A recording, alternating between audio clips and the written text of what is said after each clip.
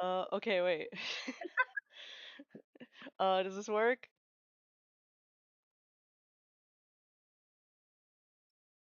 Oh my god. Wait, wait. I see people in chat. Does this work? Yay, okay, perfect. Perfect, perfect. Um, I'm really sorry if I'm really quiet. Alright. Oh, also, please ignore the background. Please ignore the background. That's Oh my god. I needed something, okay, when there's not footage there. Otherwise it's a black screen, and this was the only alternative. Oh god. Thank you guys for coming. Oh my god. Oh god. My beloved Robopo and and friends. Oh my god. Oh yeah. Yeah, no, this is it. Everyone here knows, but this is my first time streaming, so I'm going to be very awkward. But that's fine, I guess. Oh my god. And the reason why I don't have the game up automatically is because there's actually an intro to this game, and I think it looks really nice. So I was like, okay, I need to like let that play first. Uh, you know, we can just get right into it, I think. Oh my god.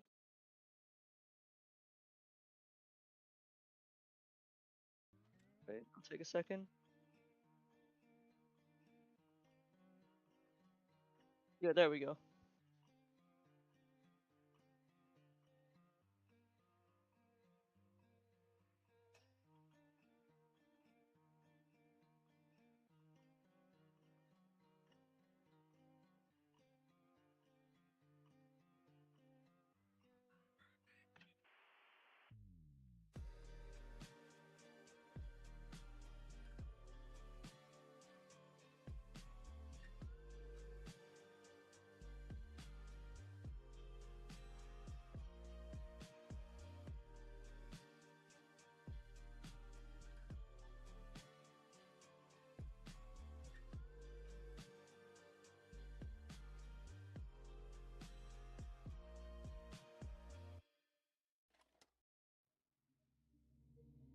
Yeah, like it's really pretty, isn't it? Sorry if my head was blocking some of the text, but I was like, I remember when I opened this game for the first time, I was like, why? I was like, why is this so well animated? Oh my god.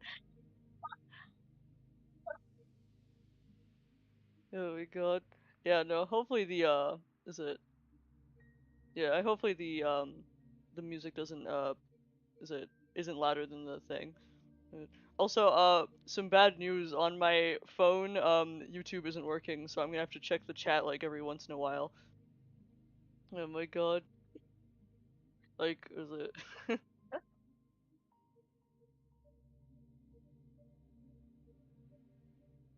Yeah, no. Is it? Oh, this seems good. You know. I heard this game is just really, really, really good. Everyone I know who's played it really likes it, and it's not long. It's only like 8 or so hours, so like this will either take like one stream or two streams, I think. But people really like this game. I don't know anything about it at all. Wait, audio is a little on the low end. Yeah, yeah. Let's see. Let me try and turning it up. Does this sound about right?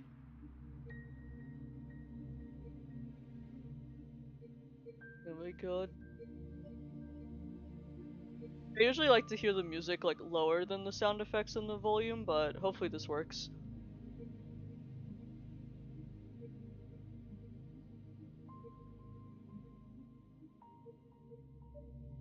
I know the seems good for you. Okay, it's okay. Good.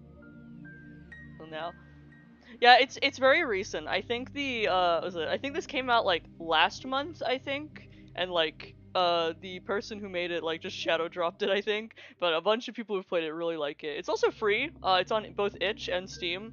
So if you want to give some support, there's that. It also has like a digital art book that you can pay for if you wanted to find a way to like financially support it.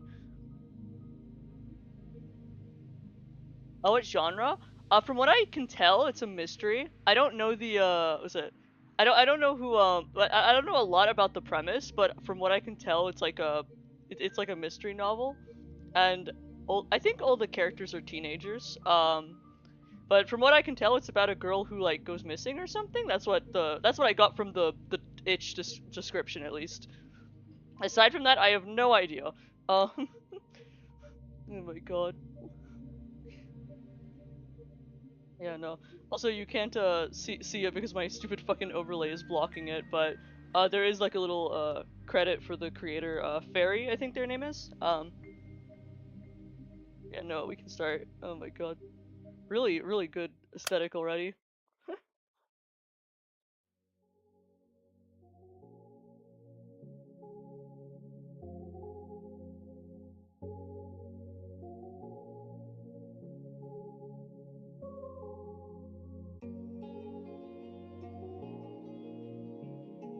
Did you know that our sun is very much sorry, did you know that our sun is a very unusual star? Hopefully this isn't like going across my voice or anything. Like everything seems good. Shout out to Fairy. Oh my god. Start with, it's a yellow dwarf. Those constitute for just 7 to 10% of all stars in the universe. It's an outlier even among those. Just checking on the audio. Okay, good. Yeah. Let's see. Most yellow dwarfs are primarily covered with dark spots. The sun isn't. The majority of its surface is bright. In fact, it has three times the number of light spots than it does dark spots. Sure, its overall brightness index is nothing special. You could even call it underwhelming compared to the other stars of its type. But even so, it works harder than most to shine bright as it can. And I find that really cute.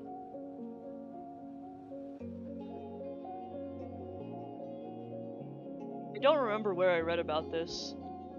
It must have been some newspaper from years ago. But that small piece of trivia still pops into my mind whenever I look up at the morning sky. It's not much of a view, to be honest. Not much of a sky, not much of a sun. I guess that's kind of the region it is. Some people say the sun is just lazing around in our parts, what with the constant snow. But people that go around saying that, well, they clearly haven't read that newspaper. The more I thought about things like that, and the more I learned, the more I realized how incredible everything is. I'm not just saying that to mean amazing. I mean improbable, okay? You can't deny the world is full of great coincidences. It's to the point where I've begun to ask myself how much of it we can attribute to pure chance. The universe was so kind to give us both a star and planet with the perfect conditions for sentient life. Just the slightest fluctuation in the composition of our atmosphere, the size of the globe, or the distance between Earth and the Sun, and none of the beauty surrounding us would exist. Some would even call it a miracle. And of course, that's a lovely way to put it. But isn't that giving the world we're living in a little too much credit? Sorry, too little credit. I'm so fucking stupid. But it's not that I subscribe to the anthropic principle or anything. I'm not so arrogant as to believe the world exists just for our sake.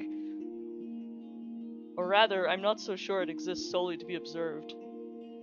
When a baby is born, it's not preoccupied with how much it is perceived. That conscious need emerges later, and the child develops self-awareness. Until that point, its curiosity is aimed at its surroundings. So if anything, it's the opposite of what the anthropic principle entails. We're social creatures, so the need to be observed makes sense for our survival. But to say the universe itself shares that priority, It just doesn't make sense to me.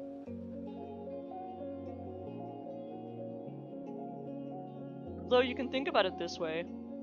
A child is curious about the world because it perceives the world as external. But what if the child is the world? What if all that it could be ever observing? What if all that it could ever observe existed within itself? What can the all-encompassing universe be curious about? There's nothing but itself, so nothing but itself. There's nothing else to care about in the whole wide world. It is the world. Duh. Oh wait, now this makes perfect sense. If I put it like that, I guess the universe has no choice but to be self-centered.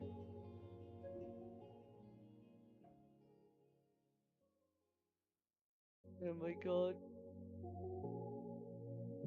Like, I knew it. I'm checking chat and everyone's going like, oh my god, for our sake. I was trying not to say it. Oh my god.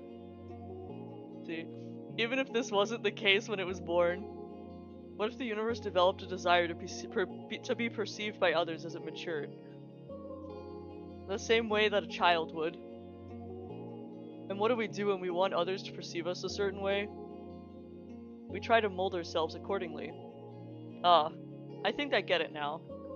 The universe gradually felt the desire to be seen. It wanted to be admired, loved, and observed, because there's nothing more than a world can do but to observe itself. It's the best and only pastime there is, as far as the world is concerned. And if observation is good, more observation is even better. Of course, an endless universe can observe itself endlessly. You can say that its observation value equals infinity. That value may seem obsolete. Absolute. But it isn't really. Not in mathematics. Infinity plus 1 exists. It's a value that the universe could never reach a singular, albeit infinite observer. So it could create new, finite, observers to add to this infinity. It needed to create it needed to create sentient life. Sentient life is the plus 1. When I put it like that, it sounds like all of us are extras at a party. Now isn't that fun? This vast, mighty universe changed itself to so meticulously to create a new observers possible. It fine-tuned all of its systems so precisely, just to have us here. It worked so hard just to share its joy with us. Us worthless insects. Oh, okay. Oh, oh no. Oh no, this can't be. That's cute. That's really cute.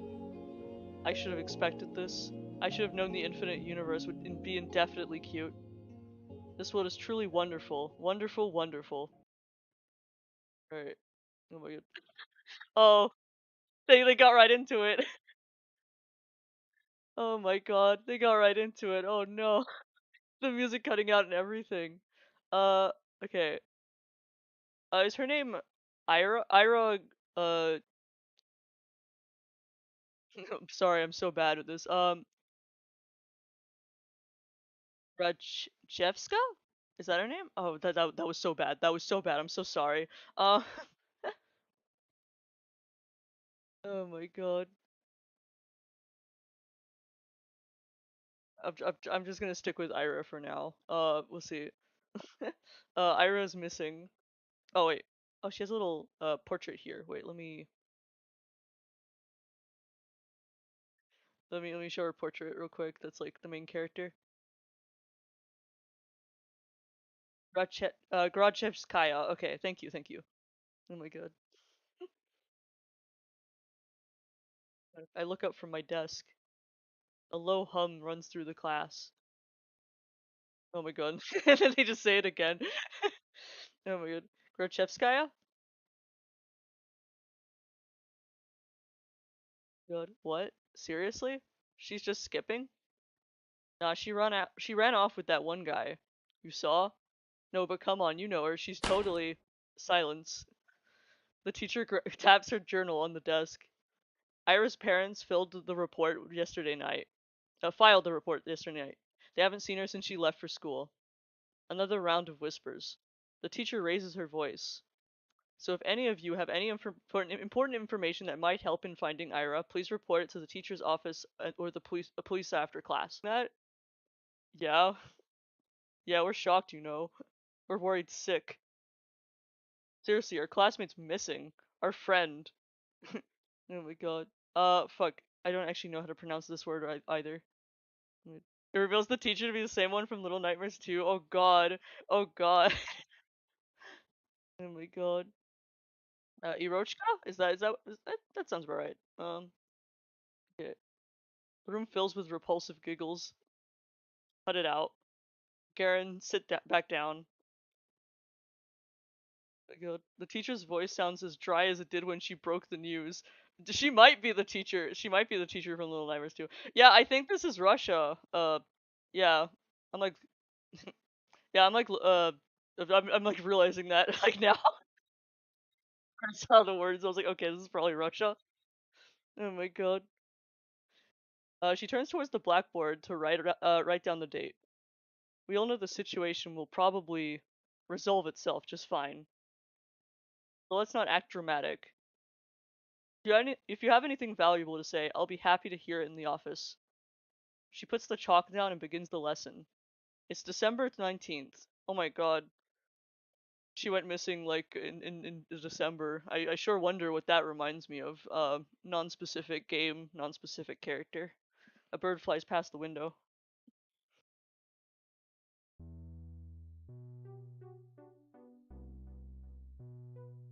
Disappearance. Give me a break. Aren't you supposed to wait 3 days or something? That's a myth. You can file a missing report whenever, especially if it's a kid. Oh yeah? Hey, let's report each other missing and see who they find first. You're on. No, but seriously, what's with the sudden hubbub?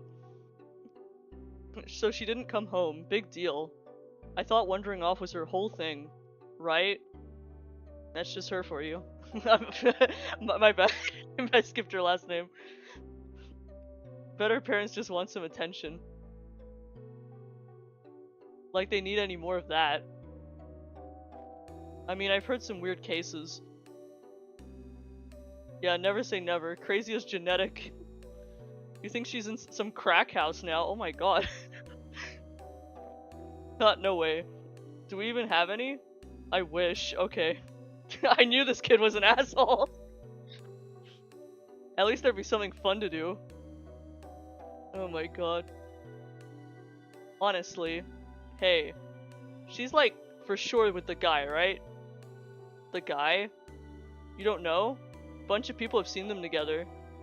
It's some older dude, he's like 30 or something. Oh! Okay, Ew. You serious? Yeah, it's so trashy. I slowly walk around my classmates as we head to the next lesson. It's irritating. Their conversation is ticking me off, and I'm not sure why. It's not as if they aren't making sense. It's not unusual for Ira to wander off somewhere on her own. I'm not treating this news like with any real gravity. Really, I'm no better than them. There's a trace of worry in my head, but it isn't directed towards Ira. Instead, when I first heard about her disappearance, the thought that flashed into my mind was rather ugly. Now nobody will come to save me. Oh. Gross. But regardless of what people are saying, and regardless of what I personally think, that's still a missing person. Her poor parents must be so worried. Just picturing it makes me feel glum. I'm not surprised Ira would just run off somewhere without telling anybody, but still. Still. Not like we've ever been friends. Is this Yuri? It would be stranger if I acted all torn up about it, right? She's just that kind of person. Always getting herself in trouble, always hanging out in places she's not supposed to be at. They're right, this wouldn't be the first time Ira left for God knows where. But is it really true? The stuff they said about that older man? I've never even seen or heard anything like that. Even though this whole time... Suppose it's plausible, knowing how some girls are. Oh. Even so, I've never thought that Ira would be the type to be love-struck like that. Love-struck, huh? When I put it that way, then it's almost... Yeah, it's most definitely cute. This girl likes saying cute. A lot. Ira in love. Forbidden love, too. Oh my god. Wow, I'd never have guessed. Oh my god. I never took that girl for a romantic. Oh my god. But she is a girl at the end of the day. Oh my god, this main character. And she does seem to like those types of books. Oh my god. So perhaps she was planning to elope all along? Oh my god. Oh crap. Crap. It's so complicated. I'm really torn on this. I really am. On one hand, it's super romantic. Such beautiful young love with no regard for what anyone thinks. Oh my god, this girl. It's so incredible. Oh my god. It's incredible. But on the other hand, I'm really sad. It's selfish and dumb, but if Ira is really gone, it's like I've got nothing to hope for anymore. Hey, Shubina. Shubina. That's the main character's name. Okay. You know anything about this? No. No, why would I? Well, you two are pretty close, right? Their whole group chuckles. Oh my god. We weren't. No? No, not at all. Really? Really? Oh my god! Holy shit! Oh no! Oh no, no.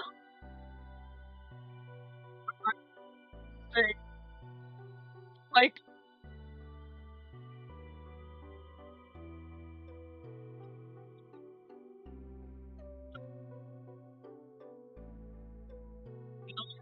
laughter, oh my god. We weren't. We didn't even talk. Oh my god. Vadim, you dumbass. Oh my god. Gretcheskaya is screwing the old guy. She ain't like that. God. These awful. I don't know, some chicks swing both ways. We love we love a we love a supportive king. Oh my god. You never know these days. Oh my god. I don't, it's hot, look at her face. Chill out, Shubina. We're just kidding, jeez. Why are you getting so scared anyways? Oh my god!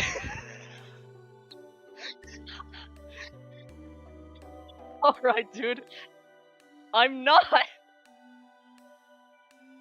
They just keep laughing. What can I even say to that?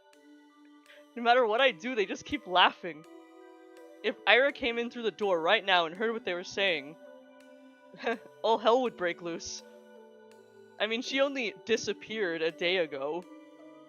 She's probably just coming in late today. She doesn't even know there's a missing report. Maybe she's already left her lover's place. Oh my god. Maybe she's trudging through our snowy schoolyard as we speak. No, she's already inside. She's already left her wet puffy jacket, left her wet puffy jacket in the cloakroom.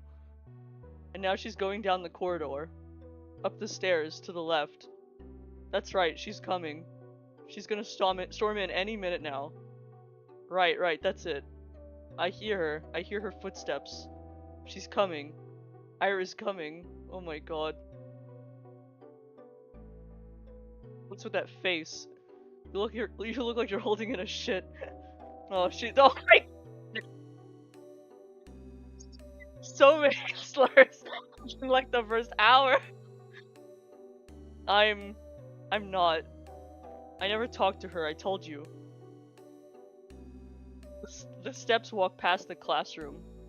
Now they're closer. They don't sound like her at all. They never sounded like her in the first place. Aww. Well, maybe not with her, but like in general. Yeah, you don't have a boyfriend, right, Shubina? Oh my god. Why's that? Oh my god. Huh? I don't know. I just... Dude, look at her. Be real. Come on, don't say that. What, you want to be her boyfriend? Hey Shubina, wanna go out with Igor? Oi. What? Come on, he's a great guy. Right, Igor? You treat her right? Oh my god. Piss off, man. I'm not doing this. Oh my god. I bite my tongue. Me too. Me too. Oh my god. This is such a great start. Yeah, this game is also making me sad, Poe. What the hell? Oh my god, what the hell?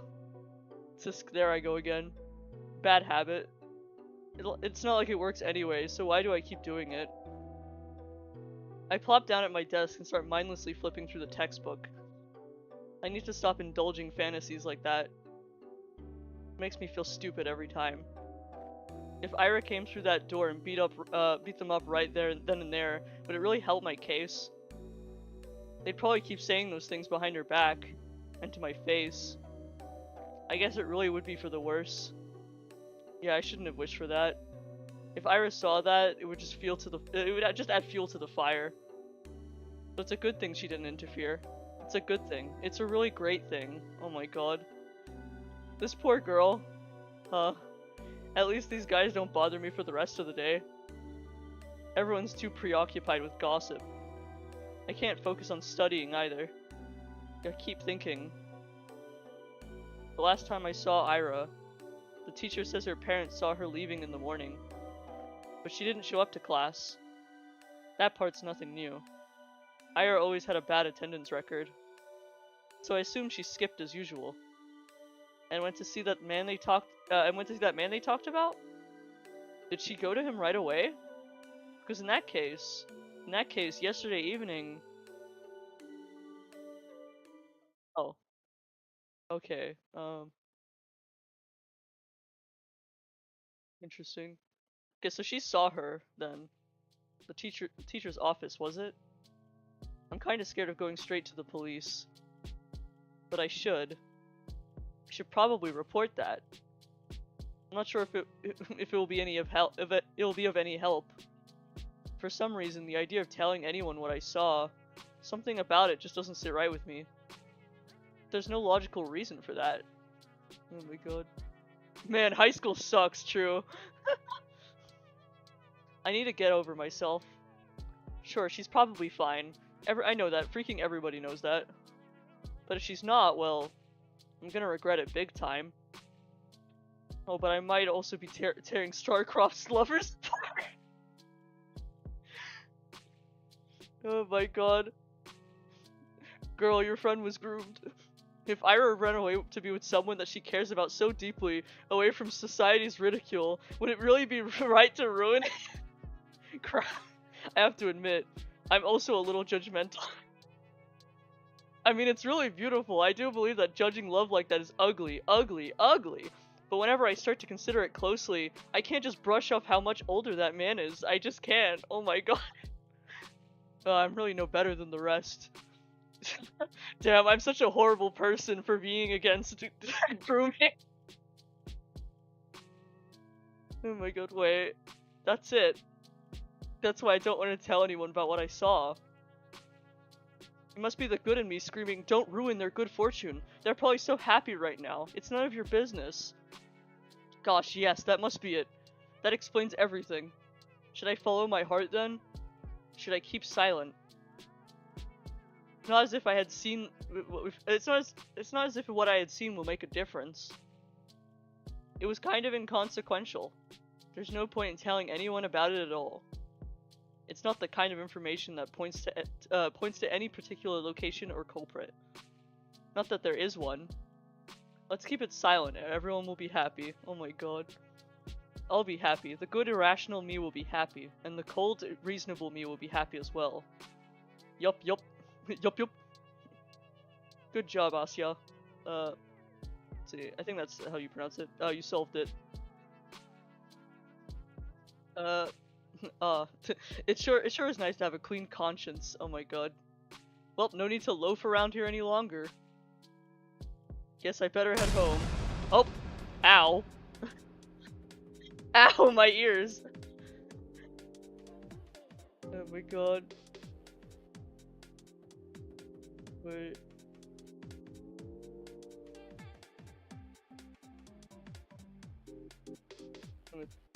Yeah, OBS. It's a problem everywhere. So yeah, it would be a problem in Russia too. Counterpoint. Counterpoint. I do really like the main character's monologue. She's very funny. What if, and bear with me, what if Ira is actually missing? Despite all odds, there's actually a possibility that she is in danger. If there's even the tiniest chance that my report will help in finding her, then that info is worth providing. And if she really did elope with her beloved, then my testimony won't change a thing. It's worthless at worst. That's true.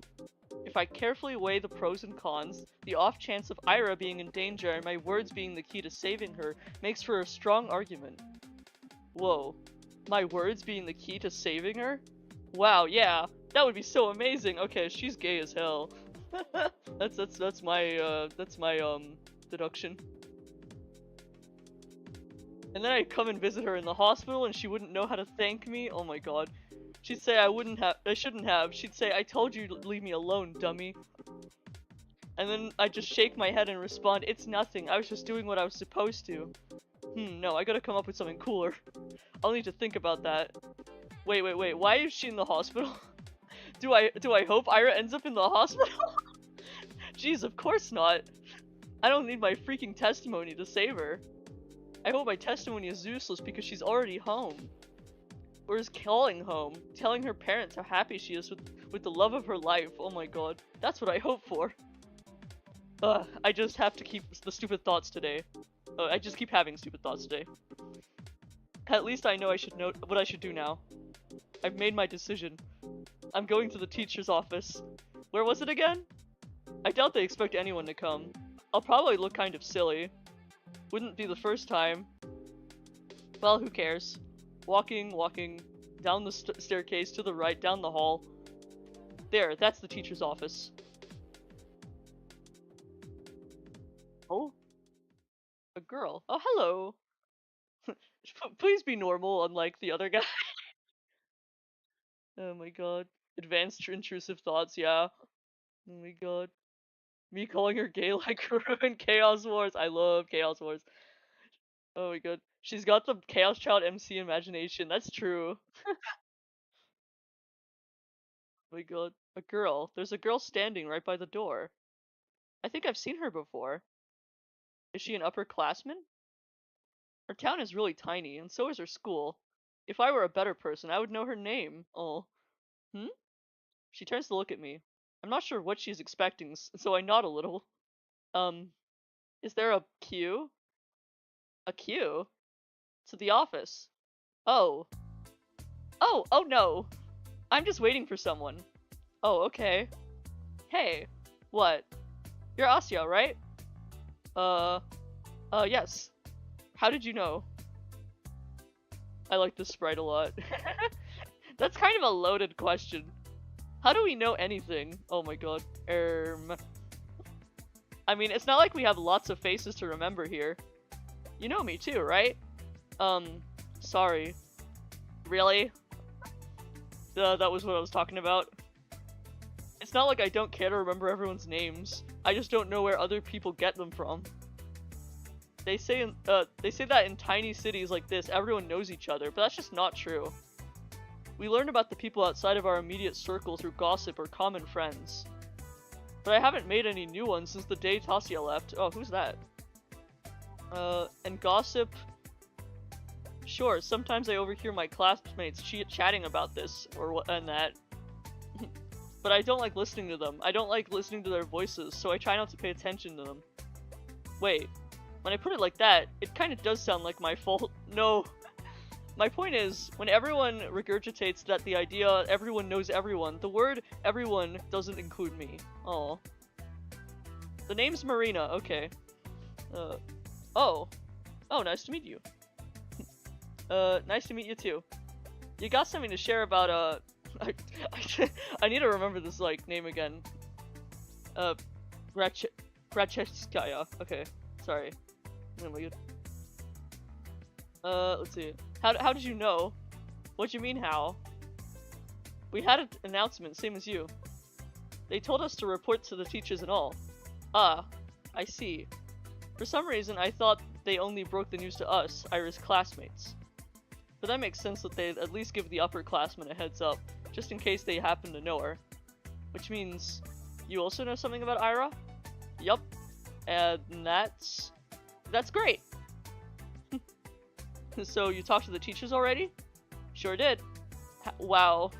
And what did you tell them? Tisk. That's between me and the investigation, I swear to God. You can't just spout info like that out in the open, Asya. The wall has got ears. Oh, I understand. Sorry. Well, you don't have to apologize. Crap. I'm making an awful first impression. Not only did I not know her name like I was supposed to, but now I look like I don't know the first thing about vigilance. Who am I kidding? I really don't. I'll just go in then. Marina suddenly blocks my path. Haha, no you won't. I'm sorry? You're not telling them anything. She gestures with her finger to the tact of each syllable. Oh my god. Why? She's really grinding my gears right now. Oh my god. Because a bad feeling stirs up in my chest.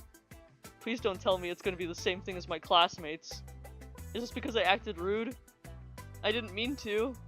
Well, I never mean to. I just can't help it, can I? We just met. I've already managed to mess everything up.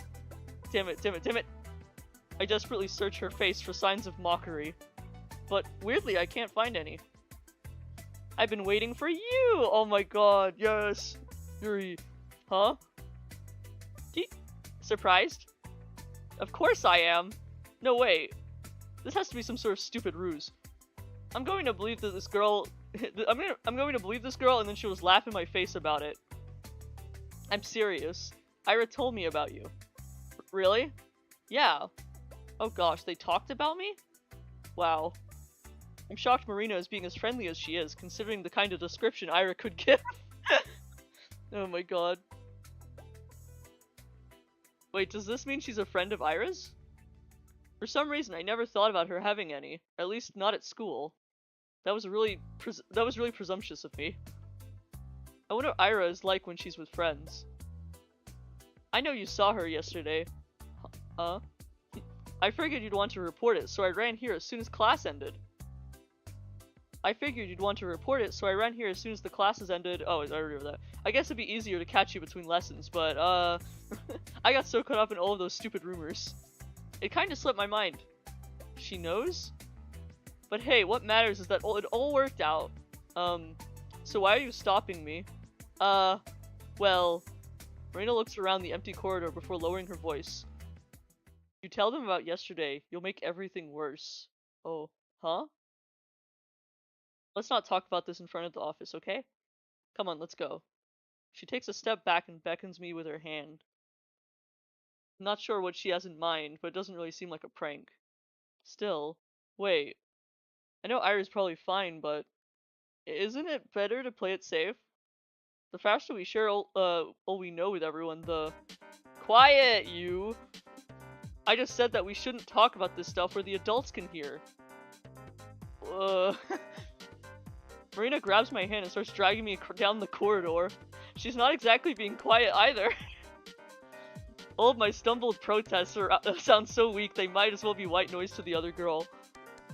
Yes, I spent half the day doubting whether I should report at all. So what? I carefully examined my options and came to my own conclusion. I deserve to see it through. I deserve to testify. But some part of me is relieved that the ultimate choice was made for me. Oh. Oh my god. I see the kind of girl this is. Part? Oh, yeah, I already read this part. I thought I overcame the reason, with reason has to come on top. I mean, that silly gut feeling I thought I overcame with the reason has to come out on top. Okay, that's what I meant. So there was something to it in the end. So I was right. My heart was right. Sure, I can't actually know that since I'm yet to hear what Marina has to say, but this can't be pure chance, can it? And if it's not, what does it actually hinge on? Did Marina show up because the world needed to stop me for the sake of something more important? Or did Marina show up because I subconsciously wished for something, for anything to stop me? Whatever it was, I guess it doesn't- I guess I don't mind this after all. I think I'll stick to the grander narrative angle for the time being. Oh my god. The world is bending itself to the will of some worthless gnat is a preposterous idea. Oh my god. But it wouldn't be the first time for me, would it? And the fact that the world, for any reason, has decided to guide me towards the right path. That's so endlessly sweet. Down the stairs to the lobby to the coat room. I don't resist anymore. Marina drags me along. I can feel my doubt turning into excitement. This is definitely the right path. This girl knows about Ira. I want to know more about Ira too. The whole wide world wants to know.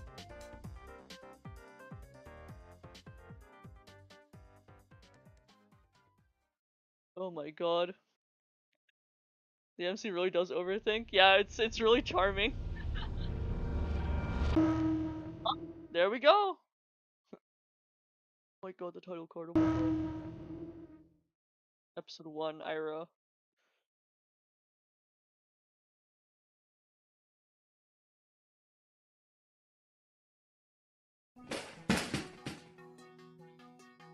What the hell is your problem? Oh, is it a perspective change or no? I don't think so. Maybe I think it's a flashback. Maybe everyone is looking from Ira to Garen to the chair that just crashed into the floor next to the boy, barely missing him. Huh? Okay, yeah. Oh my god. Gretchen, what the fuck? Is she insane? Somebody call the teacher. Oh. Not paying any mind to the commotion that has filled the classroom, Ira storms towards Garen. Her face is contorted with rage. Before he can react, she rips the notepad from his hands and slams it onto my desk. I hastily grab onto it. Read that again and I'll kick your teeth in. Huh? Are you nuts? Ira doesn't respond. For a second, she just glares at him, then turns around and stomps back at her desk. The classmates who were caught up in a laughing fit just a moment ago are now watching her in silent bewilderment. They scoot out of her way as she retrieves her bag, then heads towards the door. Wait, she can't say that! She ignores him. Oh my god. Ah! Gretchen, where are you going? Hey! Ira forcefully pushes past the teacher. You... Oh my god. What do you think you're doing? Your parents will hear about this. Her threat falls on deaf ears.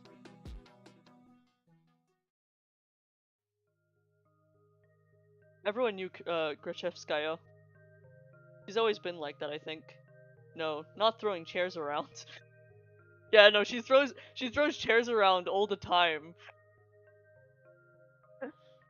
That's the one thing she was known for, throwing chairs. Oh my god. Ira had no regard for the rules that everyone was supposed to follow. I guess they call someone like that a problem child? Her parents got a lot of flack for it. It's only normal in a town like ours. Not just because of its small size, but because of its, let's say, exclusivity. Okay. Interesting. Fork of 5 prides itself on its virtually non-existent crime rate. Oh. That's the natural consequence of no one being allowed to enter or exit without a permit. You're lucky to be here, to have a salary higher than the national average. You have to have access to the goods people in the neighboring towns can't even dream of. You get afforded such a privilege. Last time I checked, our population hasn't even reached 6,000. So when someone like Ira appears on this tiny society's radar, she's not just seen as a delinquent. She's a puzzling stain on a community that's meant to be spotless. Like a weed that sprouted in a painstakingly maintained flower garden. course, it's not as if she had appeared out of thin air. Okay, but like that guy was like stealing my shit. Like I know she probably shouldn't have thrown a chair, but like, oh my god, it's all in the family, they say. The blame falls on the people responsible. That is, on Ira's parents.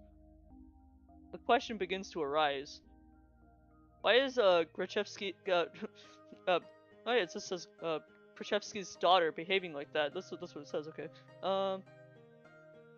Is there trouble at home?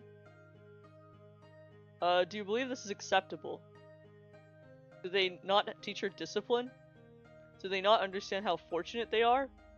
They've been granted so much, yet they can't do the bare minimum in raising their own child. Do they really want to be here? Do we want them to be here? I've heard a lot of talks like that. I've heard more after Ira threw the chair at Garen. I didn't get why. Everyone was just having fun. And it was my fault for bringing it was my fault for bringing the notebook anyway. I was hoping to write a little something in the library once school was done, but my bag slipped and all of its contents scattered on the floor. Oh. Of course they would get curious about it. Of course they'd want to read the silly things I wrote. No, don't say that. It's not a big deal. It's not like they've ever taken poetry or drawing very seriously. Those are just fun distractions, nothing more. If people laugh, well, what's it matter to me? I couldn't wrap my head around it. But I still wanted to thank Ira somehow. He rarely shows up to school. Oh my god. The faceless girl is a pretty good aesthetic, it's true. Oh my god. Yeah, this writing is really good so far. I'm surprised. Like I don't know, the way the main character is characterized, it's very I don't know, it feels very personal. And like I don't know, it feels very like real. It's like you're with her every step of the way. But also like the entire like ideology is just like victim blaming herself to feel like better about her life. It's so sad. And even when she does, she can just leave at random. I couldn't get a hold of her for a long time because of that. Well, that I also and also I was really scared. Ira has never never as much looked at me.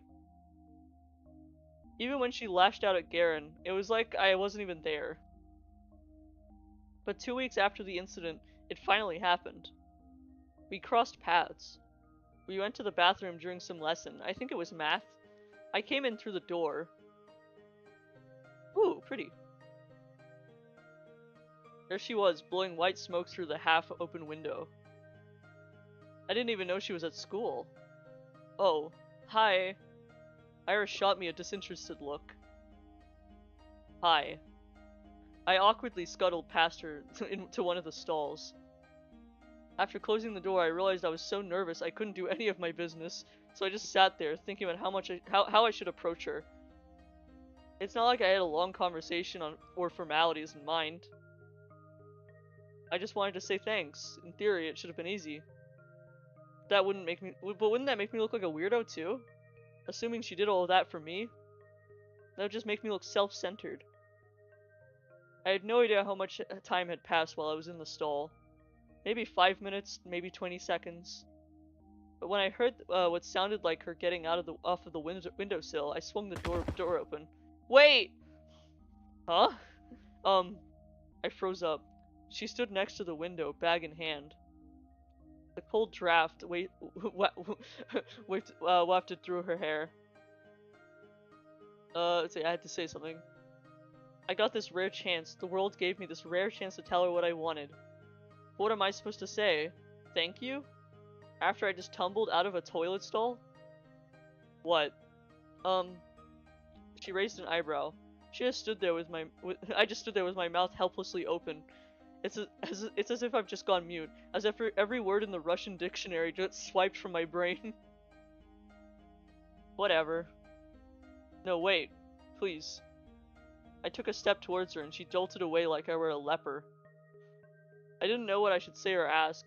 I just knew I had to say something, but even if it was the first thing that popped into my mind. What? What the hell do you want? Isn't it cold? Huh? The windowsill.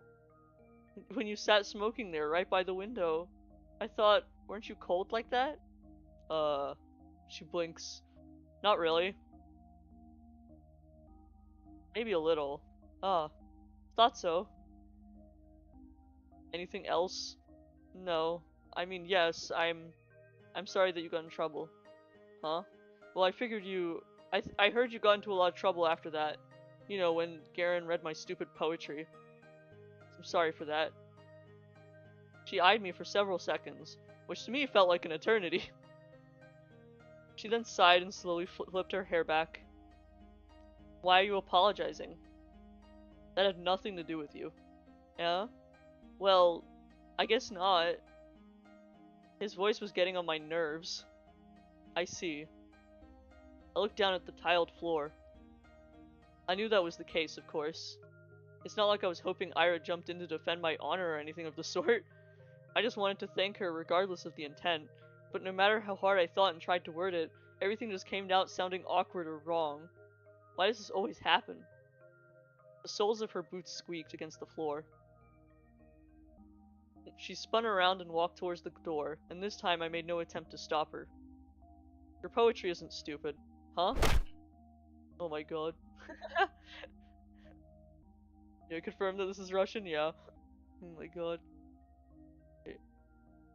I know this is a guy who only played 2 games whatsoever, but why she remind me of Mari? I think it's because of her hair. Like the way it flows, it's kind of it's like used for similar imagery, I guess, where like it's not covering her face, but like the way it moves makes it look like it's flowing a lot, even when she's not moving.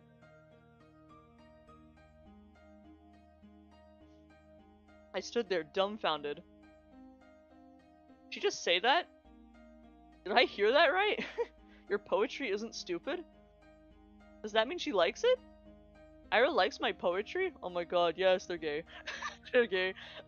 Oh my god. Ira Gachevskaya? Bell rang and snapped me out of my short-term stupor. Oh my god. I shook my head.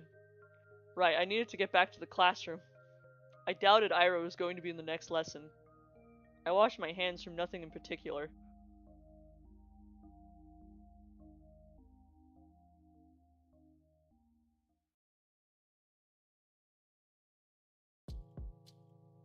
Weeks passed. My life didn't exactly change. I went to school the same way. I sat through the lessons, then went to the store, then to the library, and then for a walk. And then, when it got dark, I headed home. Day after day. Huh? My notebook. I just left to get a snack from the cafeteria. Where did it go? Oh, Shubina, oh my god, this asshole. We borrowed your homework for a second. You don't mind, right? It's fine. Thanks. By the way, is this supposed to be you? He lifts a scrap of paper up to me. Oh no, I forgot I left it in there. No, it's just a drawing. Yeah? You sure? It really looks like if you were if you were pretty. Oh my god. It's not me. Whatever you say. Sometimes my classmates joked around me. Whenever that happened, my thoughts involuntarily drifted to Ira. She still attended classes, albeit irregularly. She always vanished during breaks. I don't know where to, and I wouldn't dare ask. Something told me she'd say, none of your business if I did. And she'd be right. But even so, I kept imagining those scenarios in my head. Not just when I was being laughed at. I started doing it when I was walking home from school, or to the store, or just wandering the streets, killing time. I kept thinking about how funny it would be if I bumped into Ira. Oh. I thought of how interesting it would be if we talked. I even tried to stay out longer. I started to take new routes. Oh my god. It's embarrassing to think about it now. Oh my god, she was in love. But, Ira. She just walks past me in the corridor. Not even a nod, not even a look in my direction. I guess I don't exactly stand out in a crowd, but it's not my fault for no, it's my fault for mumbling. I'm mumbling. Bleh. I'm mumbling too. I should have spoken louder. Even though it took all my courage just to muster that much. Even though I definitely think she should have heard it. Oh my god. Hey, Vadim. Vadim. Oh my god. What? Remember when I gave you 50 Copex? Oh my god, Copex? Can I have it back? God. 50 Copex? When was that again? Last Friday? Why is she talking to this guy? God.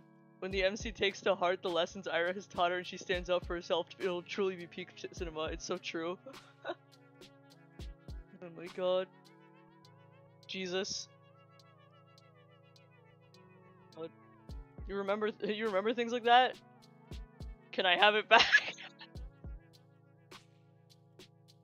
Can we kill Vadim? Can we kill him? Man, I don't even remember taking it. Oh my god. Oh my god. You're sure you're not making this up? Maybe you should give it to maybe you gave it to someone else. No, it was you. Jeez. I don't freaking know. Oh my god. It's half a ruble, Shabina. Who gives a shit? Yeah, why do you care so much? So petty. Oh my god. You probably just lost it or something. My eyes keep snapping to the doorway. It's empty, of course. What am I waiting for? Even if she showed up, what would she do? Mug him in front of everyone? Hehe. That would be really funny. It would be. Oh my god. Hey, stop thinking that. Maybe he really did just forget. No, he did not. Who knows? I really shouldn't be upset. It's not that much. You could go to the grocery shop. You could go grocery shopping with that, but it's not the end of the world. Oh my god. I'm not exactly starving. Lately, I've been eating too much junk anyways. Yeah. Maybe if I eat less of this stuff, my skin will clear up. Oh my god. That'd be nice. Asya, you don't use makeup at all, right? No, I don't. We're not allowed to, though. What are you saying? They allowed it last year. Really? Nobody's gonna send you home for it. Oh. That's good, I guess. These girls rarely talk to me. They're lying. They're gonna lie. They're usually pretty nice, though. At least they're not joking around with the guys. Oh my god. I think one of them likes Vadim. Vadim. How the fuck does anyone like him? Oh my god, he's a fucking asshole. Oh my god. I think one of them. Oh, yeah, you're the one. She laughs a lot whenever he says anything to me. I suppose we have very different senses of humor. But you never tried it before, yeah? Makeup? No, never. Seriously? You're like 15 already. 14. Oh my god. Same thing. You're gonna learn to do it at some point. Especially with that complexion. Oh my god. Well, I'm not really... Hey, how about you help you out? No. Yeah? Yeah. Just some light makeup. You'll see what it's like. I don't know. Come on, it's gonna be fun. Yeah, you're gonna love it. Alright, but... Yay! Come on here then. Oh my god. I don't think people do unpleasant things on purpose. Nobody wakes up in the morning with the goal to make somebody feel bad. I really believe that. If someone is doing something hurtful, they don't fully understand it. So I shouldn't wish bad things on people who don't really know they're being mean.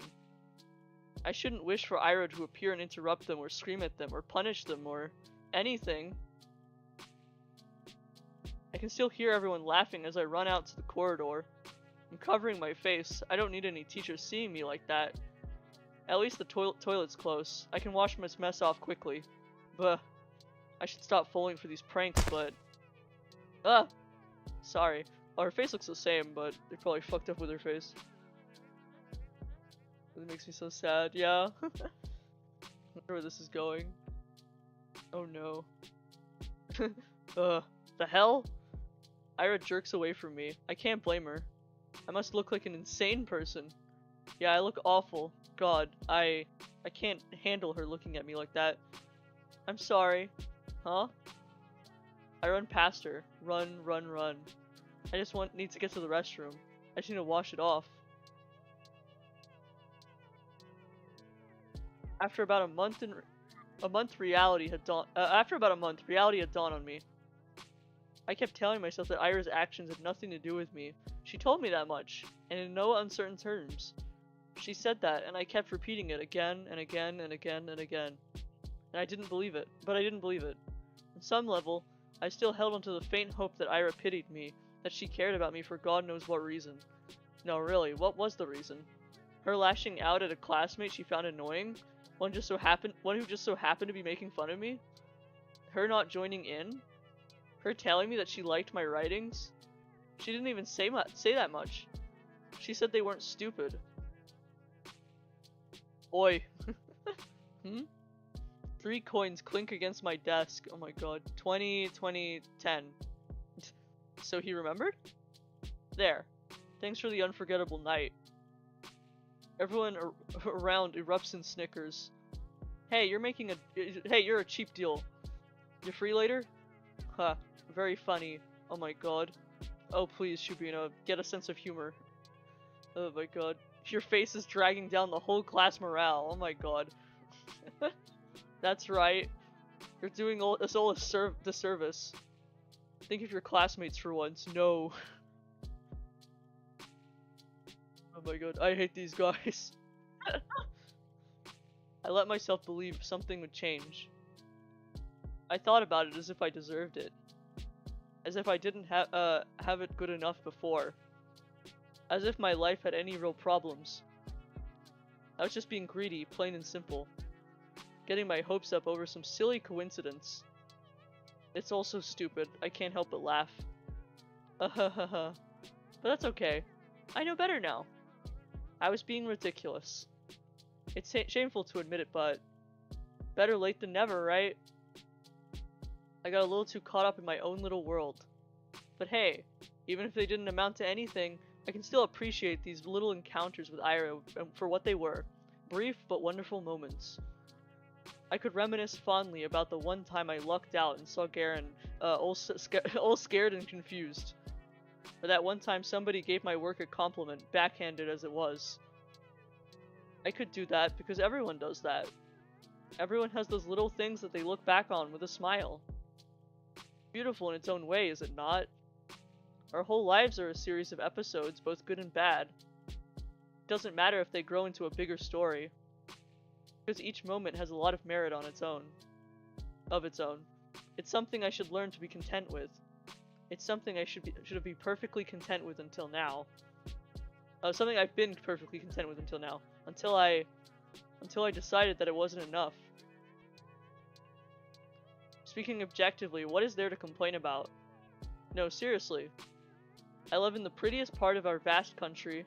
I have a comfortable roof over my head and even my own room. I have 2 living parents.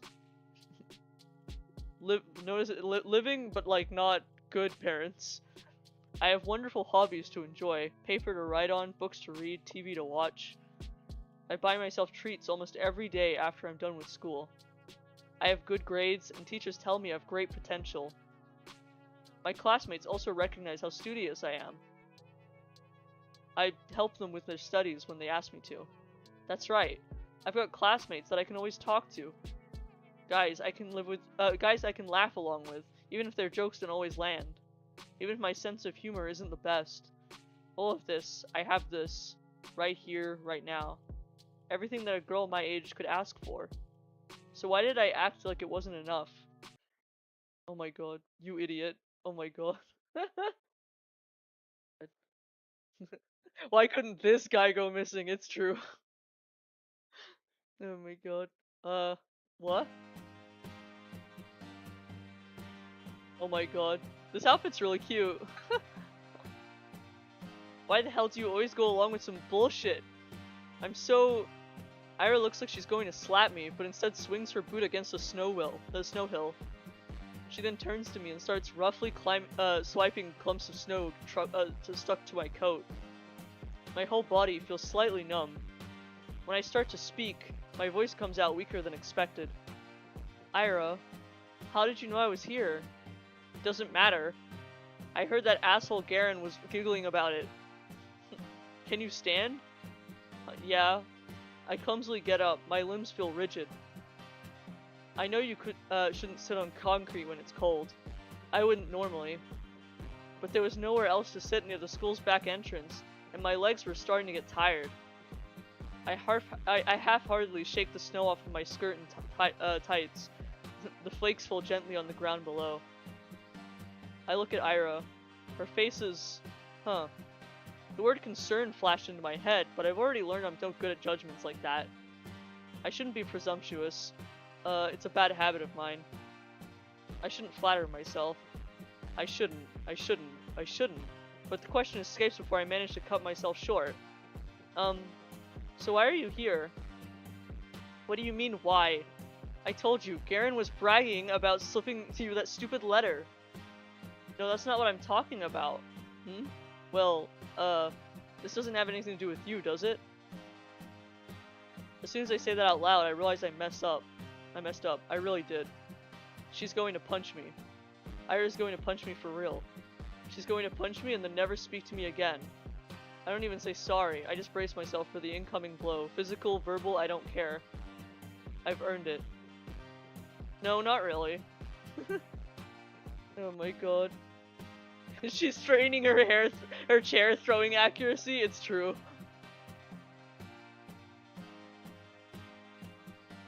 It doesn't concern me at all. It's just annoying. Is that so? Yeah. He pissed me off. And you pissed me off too. And I don't freaking get you. You knew it wasn't real. There's no way you believe that, right? Right? I didn't believe it. I'm not that stupid. I looked down at the moist and crumpled letter I forgot I was still holding. The oldest trick in the book. A love letter prank. Really? Who would fall for that? I stare at that shriveled up piece of paper, and something about its whole existence feels extremely sad to me. You want to burn it? Huh? I have matches. Oh. No thanks. It's wet anyway. I fold the letter and shove it into my pocket. It'll get damp inside, but I don't care. I can't throw it away. A fake confession is still a confession at the end. Oh my god. Those words didn't choose to be written insincerely. Oh my god. It's okay. Even if this whole thing isn't real. I met Ira today. Ira came. After all these weeks of praying, Ira came. Thank you. Huh? I smile at her. Even after I had said I'd come to terms with it. No, right as I was saying it to you, to myself, to the world, I knew that I was lying. I couldn't throw away the last dumb scrap of hope I had. That small involuntary thought that crept into my mind whenever I felt slightly lonelier than usual. Even if it took so long, she finally came. I didn't do anything, really. Flustered. Ira's flustered. Is she flustered? Really? Huh? That's cute. There it is. That's just so cute. Huh? What's with you? Right. I'm grinning like an idiot. Sorry, I'm fine. Whatever. I'm going home. What? Already? Ira gives me a quick once-over. You take care. Yeah, okay. Bye! We wave at each other, and I watch her disappear behind the corner. I hesitate. Maybe I shouldn't. It feels like there's so much I want to say to her. I don't know what or why, but I just know that it's a lot. I turn and walk a couple steps in the direction of my home. No. Changed my mind.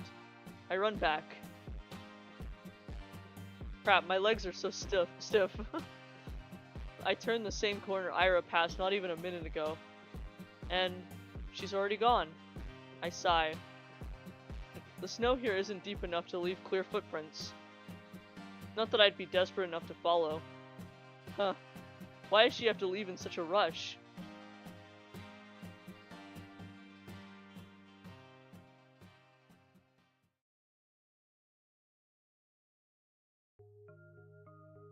Good. Big win, it's true. Oh my god. Please have a good ending, I swear to god. Imagine if this game like ends on like the worst note possible, I'd be so sad. Oh my god. It's okay. My life didn't exactly change. I went to school the same way. I sat through the lessons, then went to the store, then to the library for a walk, and then when it got dark, I headed home. Day after day. Sometimes my classmates joked around with me. Whenever that happened, my thoughts involuntarily drifted to Ira. She still attended classes, albeit irregularly. She always vanished during breaks. I don't know where to, and I wouldn't dare ask. Something told me she'd say none of your business as if I did. Oh, if I did, she'd be right. Even so, I kept imagining those scenarios in my head. Not just when I was being laughed at. I did it when I was walking home from school, or to the store, or just walking around, wandering the streets, or killing time. I kept thinking about how funny it would be if I bumped into Ira. I thought about how interesting it would be if we talked. I even tried to stay out longer. I tried to take new routes. And as naive as it was to behave that way, I kept doing it. Again and again. Oh my god. Walking and walking, praying and praying. It's just... Do you assholes ever shut up? Huh? Oh, you can't say that word. Oh my god. Nobody saw Ira enter the class. Everyone was too busy whistling and laughing. Ah. She caught me in a really dumb pose. Well, that's on me. I wouldn't have chosen Dare if I knew she'd like that. She'd see me like that. Though choosing truth when playing with these guys, oh my god. I'm not sure if that's worse. Oh well. I'm saying all this, but I got what was coming to me. Oh my god. I chose to embarrass myself, and as I did so, I kept begging, wishing as hard as I could for Ira to appear. And so she did. And now, despite the overwhelming shame, I feel so happy that I might explode. Ira walks to her desk, barely paying me a passing glance. All the boys skirt out of her way. Only Garen doesn't. Move. Nah. What's the rush? Come play with us too. Huh?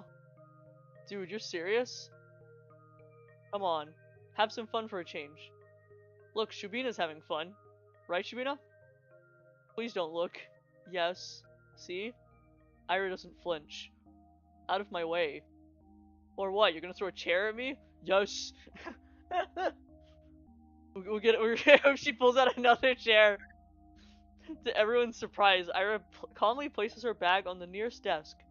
She starts digging through it without saying a word. Garen lets out an awkward chuckle. What, got a grenade in there or something? No! She looks at him. Oh my god. Whoa! Garen jumps back, bumping into another student. What the fuck? Does she have a knife? That'd be insane. It revs up the chair, throwing arms. She has like a chair inside of the bag. Everyone shifts away. What was that, huh? The hell? You... Oh, something silvery shines in Ira's hand. Oh, it's like a pen? Yeah, it's a bow compass. Okay, I'm stupid. Jesus Christ. Oh my god, is that... you're serious? She doesn't say anything. The room fills with low murmurs, it quickly turned into jeers. Psycho, nutcase, crazy... but they gotta stop calling her that. Ira lowers the compass and makes her way onto her desk, looking unbothered. Ah, it's just like the last time. Ira saves me without acknowledging my existence. Maybe some onlookers know. Most people will think she didn't plan on helping me at all. And that's what I'm inclined to think as well. Yet, my unreasonable heart is still elated. And I'm getting some really silly thoughts. Oh my god. The 2 times when Ira lashed out at Garen were the 2 times she saw him laughing at my expense. That can't be a coincidence, right? Of course it can. It was only 2 times. 2 times and 2 weeks apart. You'd be an idiot to think otherwise. Yeah, I guess you're right. It's the only logical train of thought. I should agree. I would agree. If only... I didn't do anything, really. If only Ira didn't show up that day. It's been 2 weeks since then. I haven't stopped replaying that moment in my mind. Over and over and over and over and over. I couldn't get sad about Ira ignoring me at school or anywhere anymore. Because in that moment, I got all the justification I could ask for. It was everything I could have hoped for. But I'm still a very greedy person. I'm still not good enough. I still keep looking for her when I'm out. It's almost ridiculous how hard it can be to catch a person in a town this small. So at some point, I just started to wonder. I saw my classmates regularly just out and about, strolling through the main street, at the courtyards, at the community center, at the store, at the cafe. They weren't hard to run into. But if it but it was as if Ira spent all of her free time at home. Which could be the case, but didn't sound like something she would do. From what I heard and could assume, she didn't have the best relationship with her parents. Aw. Spending hours on end in a home like that every day. I really doubt that. The other, more probable option is that she preferred the outskirts. Maybe she didn't want to be bothered. That sounded like her. Well, despite that being very highly likely, I was hoping to do just that, bother the heck out of her. Huh. I felt almost brave about it. Ira could totally get pissed. She could push me away. She could even attack me. Whoa. But for some reason, I really didn't think she would. Oh my god. This girl is in love. Yeah, everyone's saying she just wants Ira. Oh my god. I can see the appeal. I can very much see the appeal. My breath halted. Oh. Hey. Hi.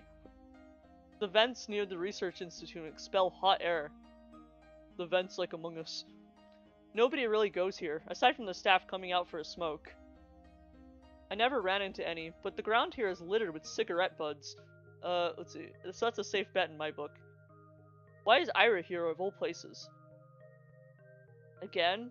Huh? How many times can you buy into stupid pranks? They seriously sent you all the way here? What? No. I didn't get any letters after that. I'm just taking a stroll. A stroll? Here? Yes. Okay. Ira gives me an incredulous look. That's a word. Do you like smoke?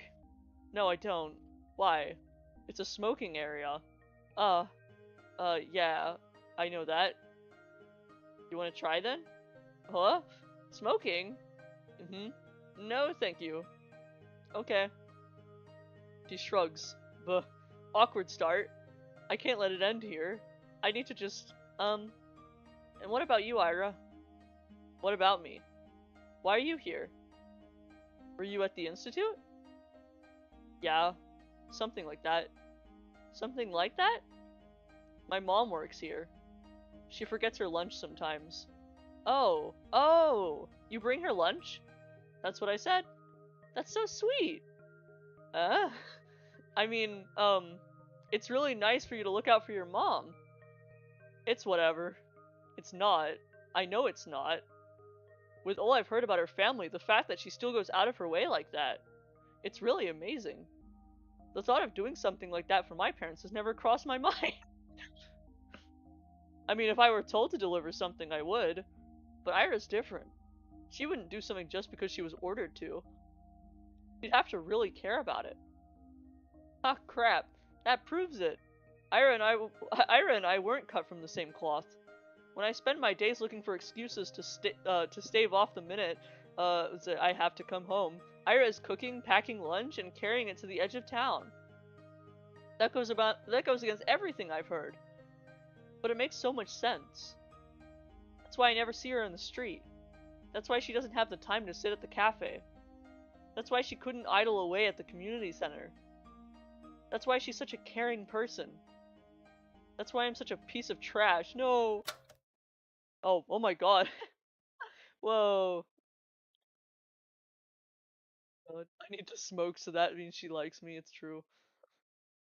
No. She only said that her mom forgets her lunches sometimes. Lunches are prepared in advance. It doesn't take long to get out of the institute, even if you walk from the other side of town. Yes, that's true. She'd still have plenty of spare time. This doesn't work. This explanation doesn't work. Oh, what the hell? Ira walks back into the building.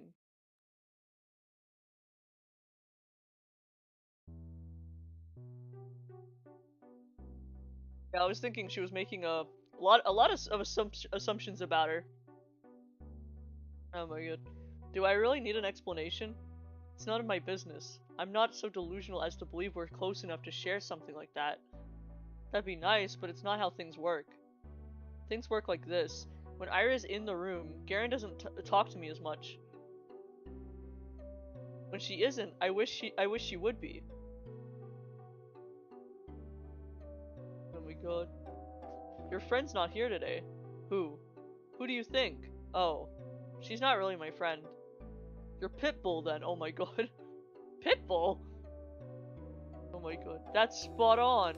You can't make a harmless joke around that chick without her throwing a... oh my god. I'm gonna kill these guys. Oh my god. Also, I'm gonna like cry because like when he called her a pitbull, I thought of the Freebird scene. Oh my god. They think we're friends? Well, not really, but it looks like they picked up on it. Ira reacting like that to me, being used as a laughing stock? So it wasn't just me? It's not just my wishful thinking? Huh. That's nice to hear. Even if I still don't know for sure, that's the most comforting thing I've heard out of Garen's mouth to date. At least she barely shows up.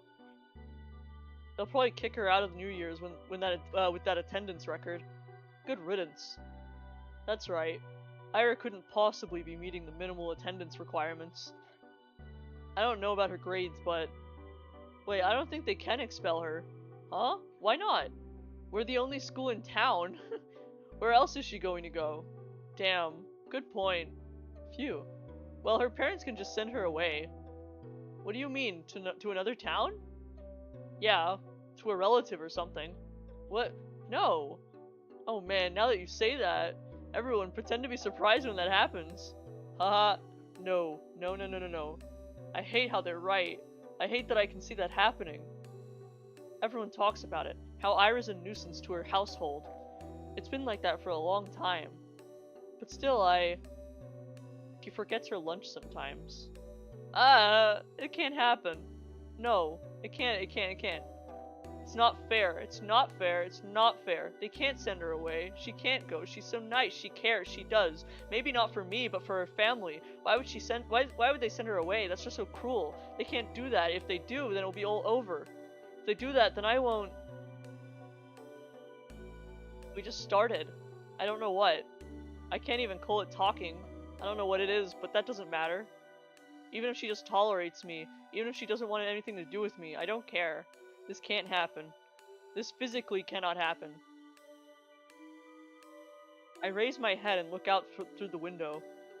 The snow is falling lightly in the yard. The dark pine branches branches sway under its weight.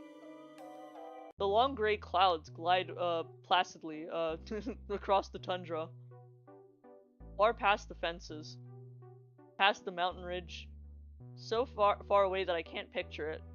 So far away that my mind circles twice around the earth and comes back to the spot I'm sitting in. Bleh. I almost said spitting in. This world is way too gentle.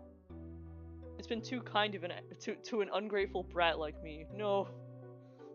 If I've earned this world's good graces, why can't a person so much more deserving do the same? What does a person like that have to do? Is there anything I can do? A bird flies past the window. Ira. What? I'm really using up all of my luck these days. Ira sits smoking in the girl's bathroom just like she did when I first talked to her. Some snowflakes blow into the room, stick to her hair. It's gotten colder. Maybe you shouldn't sit so close. I don't know what it's like going to class as much, but You can really get kicked out like that? Is that why you came here? To tell me that? I know that. I'm not stupid. I don't think you are. Do you just really not care? Everyone says you'll get sent away. That your parents will send you to live with a relative. Is that true? Probably, yeah. Of course it's true. I knew it was true when I asked the question. Maybe you could just maybe if you just cleaned up. If you stop skipping now, then maybe you won't have to go. And if you're having a hard time with studies, I can help. We could go to the library or something, and then there's 1 month left. It's not gonna work. I get it. My voice is shaking. It's better to keep staring at my shoes. It's okay. That's about what I expected. Of course I knew it's pointless to cram at this point. It was just an excuse. A selfish ploy to get some scraps of Ira's time before she goes. I wonder, did I do the same when Tasia left, moved away? It's only been 3 years. But now that I think back to it, it's been so hazy. I was a very different person then, I'm sure. At least I probably didn't humiliate myself like this. Hey. Hey, huh? Thanks. No, I didn't do anything. It was a dumb suggestion. It was nice of you. Haha, nice. Right. She doesn't know. She thinks I'm doing this out of the kindness of my heart. It's just not fair. She really is too good of a person. Are you not going to the toilet? Oh? Actually, since you're here, have you seen anyone hiding in a diary nearby? A diary? Yes. You know, the one we use for classes. Maybe you've seen something like that lying around. Ira's expression darkens. Don't worry, we're just playing a game. I guess the guys got a little carried away. I've checked the whole class in the corridors. It's probably somewhere really obvious, but I'm just no good at that kind of stuff. When I hit Igor's Igor's pencil case, they found it right away. He throws the cigarette butt out the window and hops off the windowsill. Without saying a word, Ira storms past me, but I grab onto the edge of her dress just as she's about to leave. Wait! I said it's fine. We were playing a game. Really. Please, don't get into more trouble because of me. I wasn't going to. Huh? I have an idea of where it is. It was Garen, right? Oh, no, Shurikov. Same difference. He walks out to the corridor. I tag behind. I'm not sure what place Ira has in mind, but it becomes immediately clear when she makes a sharp turn to the right. Wait, serious? She swings open to the boys' restroom and loudly marches in. Oh my fucking god. These guys suck. These dudes suck. Oh my god. Oh my god, I can't. God. Some poor guy tumbles out, almost colliding with me. Sorry? We're sorry. He turns and shakes his head at me in disbelief. I mean, what's there to say? I follow Ira to the bathroom. The smell is so much worse in this one. I look around and see Ira's hand, reaching above one of the stalls. There it is. My diary. Right by the tiny window at the top. Ira steps on the toilet bowl. Please be careful. I'm fine. She grabs onto the flush tank secured way above. Then, using it as an anchor, she reaches for the windowsill. Catch. I clasp the diary in my hands. It's really been here all along. I look up at Ira, who's now awkwardly trying to get down. Wow, thank you? Yeah. Oh, ow. Ira almost loses her balance, but jumps just in time. The bowl makes a loud clang as she hops off. Whoa, are you okay? Yeah, let's go get out of here. You think it's broken? No, I didn't see anything. But why would I be in a men's toilet? Gross. I see.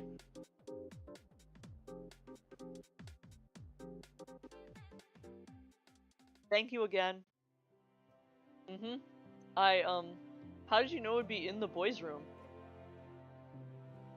You think Shurik would go into the ladies' room? No. I suspected they put it there. No, I actually suspected they put it there.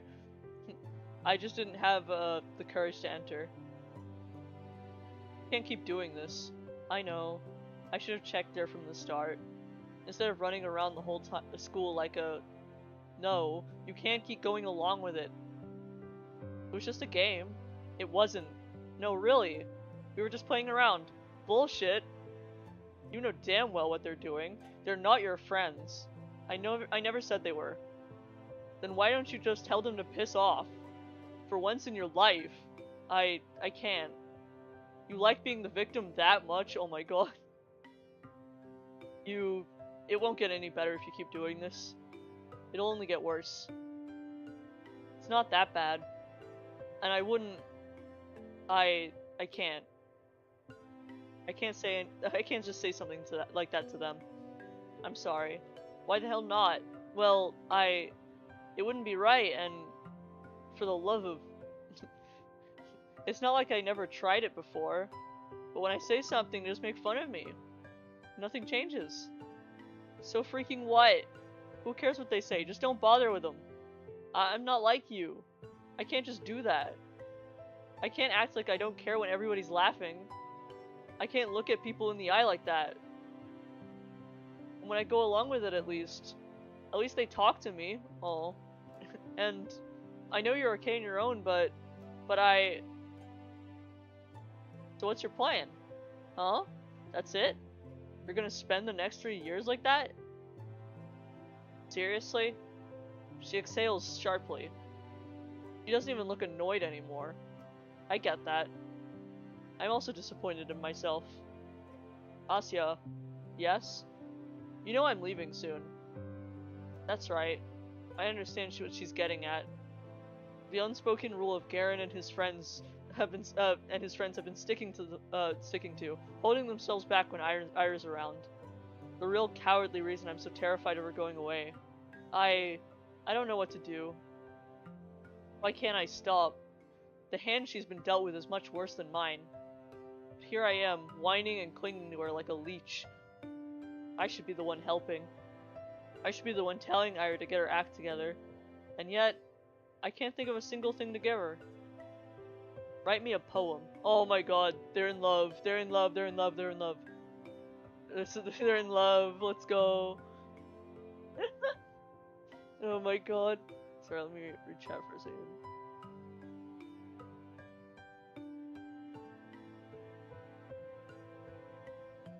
Yeah, I agree that in this case, her like putting her foot down is very, very good. Huh? A poem? Why? What kind of question is that? Cause I liked them? Oh, really? You liked them? You liked my poems? Why else would I ask? Thank you very much. I mean, yes, of course. I'll write one. Do you want it to be about something, or maybe in a specific meter? I don't care. Anything. Alright. I'll think of something then. I'll try. Yeah, you do that. Ira checks her wristwatch. I gotta go. I'll see you around, I guess. Already? Yeah, alright. See you around. She waves her hand and leaves. I watch her walking down the empty corridor. Empty. I've really stayed in school for way too long. The shadows stretch across the hallway, tall and dark. My heart is pounding. I should probably get going too.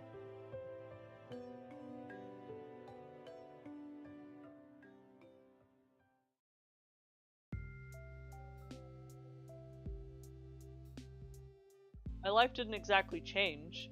I went to school the same way, I sat through the lessons, then went to the store, then to the library for a walk, and then when it got dark, I headed home. Day after day.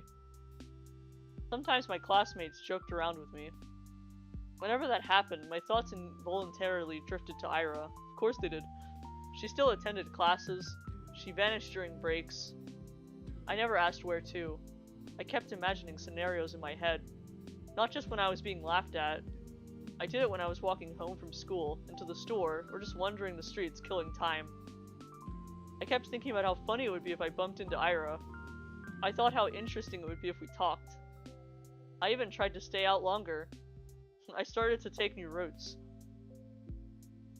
And as naive as it was to behave that way, I kept doing it. Ah. Oh? Ira? Hi. What are you doing here? Ira points to her cigarette. Oh, no, I mean, what are you doing at the center?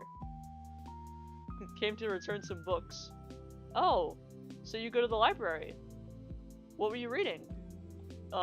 Stuff. You don't want to say? You won't like it. Huh? Why not? Ira looks at me. She's really weighing down the pros and cons of exposing me to her taste in literature. Fuck, she can't find out I'm a Jujutsu Kaisen fan. Oh my god. Did she read something she shouldn't? Yeah, it was JJK. Maybe she thinks it's too dark or crass for someone like me. That's kind of unfair though, isn't it? You know, the other week I finished The Plague by Camus. Never read it. It's about a physician trying to save a town from an epidemic. It's very visceral, but I enjoyed it a lot. Not sure I agree with the message though. Yeah? What was it? It was basically it's that evil is an inherent part of life. Oh my god, ontologically evil, yes. You can try warding it off, but we'll never be good. We'll never be for good. It'll never be for good. And if you do good things in times of crisis, there will always be some greater force spiking your guns. Yeah, that sounds about right. Huh? I guess there are some okay people in the world, but there's also a lot more dirtbags. Really? That's a pretty depressing way to look at it. That's how it is. I don't know if I agree. At least I've never met anyone I'd call a dirtbag. You serious?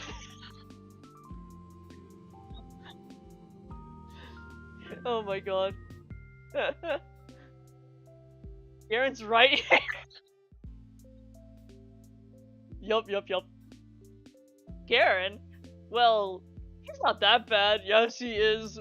We're setting him on fire. We're beating him with hammers. Uh-huh. Really, I don't think he means it. I'm sure everyone is trying the best they can. Most people wouldn't want to because it cause anyone pain, right? I actually I think that's something Camus and I can agree on. Yeah, right. If everyone's so nice, where's all that greater evil coming from? Do you think it's just some natural phenomenon? No, of course not. There are things we perceive as painful in the moment, and there are really horrible, awful things happening every day. But I don't think it's right to call them evil. Evil's intentional. Those things don't come from bad intentions. Sadness, loneliness, misunderstanding, fear, but not evil. There was this famous judge, Dionysus or something, from ancient Greece, I think. Anyway, he said evil is not a being. For if it were, it wouldn't be totally evil. Evil has no place among being. Okay. There's no way. She pulled that card. I'm losing my mind. Oh my god. So Hitler's not evil?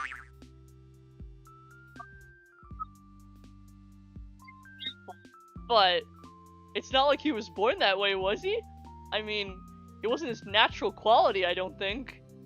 So, the point still stands. He grew up and became evil as hell. Evil exists, it's freaking everywhere. Just because there's a reason for it doesn't make it better. Of course not. I just don't like it when it's described as something omnipresent. Omni what? It's like, Doesn't matter. What I'm trying to say is, we aren't born with some big evil force inside of us. I doubt the universe is any different. What? The universe ain't a person, of course it's different. Well, yes, it's not, I know that. But it is kind of a being, right? I mean, since every being is a pure by default, so is the universe. Because it's the idea of being itself, right? And, I'm not making any sense, am I? You're not. Sorry. It's whatever. About what I'd expect.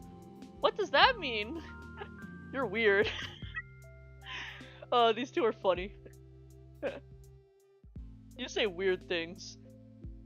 For a second I feel a lump rising in my throat. But then I realize something. Ira doesn't look annoyed with me. In fact, it's like she's not repulsed by me at all. I don't really get it, but it must be nice being able to think that way. Huh? Like everyone's good deep down? Like nobody would ever hurt someone on purpose. That's a sweet world you're living in. How do you do it? If I were you, I'd be angry as hell. Aren't you pretty angry already? Angrier. Even angrier? Yes. I'd be 100 times as pissed. Oh my god. I'd be 100 times resist. Scary. You bet. I imagined Ira throwing 100 chairs. I'm always imagining Ira throwing 100 chairs. Oh my god. 100 chairs flying towards 100. This is just heaven. Chairs flying, bow compasses swinging. Ira is just oh my god. Buddy Z.A.T.O. I'm not even gonna bother. Dozens of hands. Half are for holding furniture, half are for stationery. A halo of chairs and compasses. A halo drawn with a compass. Every new compass draws another halo. 100 times more compasses, 100 times more halos. Ira is surrounded by 100 halos. We talk for a little while longer. Just idle chatter while she finishes her smoke. I tell her about some of the books I've recently read. My impressions, my interpretations. I'm not exactly used to sharing those, so my thoughts come out sounding dumb and crumpled. She keeps listening though. Every time I say something, I search Ira's face for signs of boredom. Maybe I'm just not looking hard enough, but I can't seem to find anything of the sort. Oh jeez. I feel so happy I might die, oh my god. I gotta go. She puts out her cigarette bud. Oh, really? Yeah, plans. I understand. But, some of those novels sounded kinda interesting. I'll check them out if I don't forget. Really? Please let me know if you do. And, sorry for that stupid philosophy talk. Can you shut up for about the freaking apologies? I just said thanks.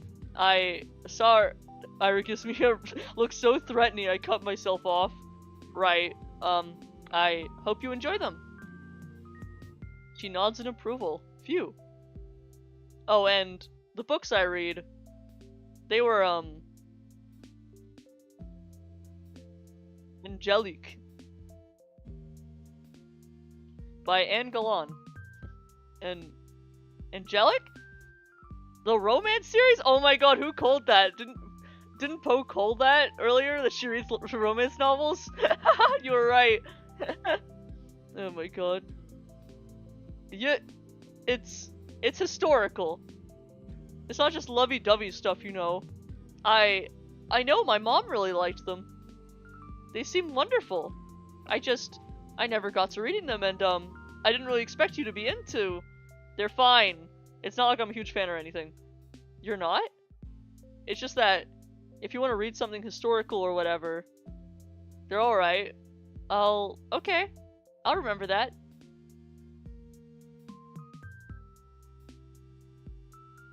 Ira looks like she's about to say something else, but then turns her heels and stomps away. See ya. Yes, I'll see you around. Ira disappears down the street.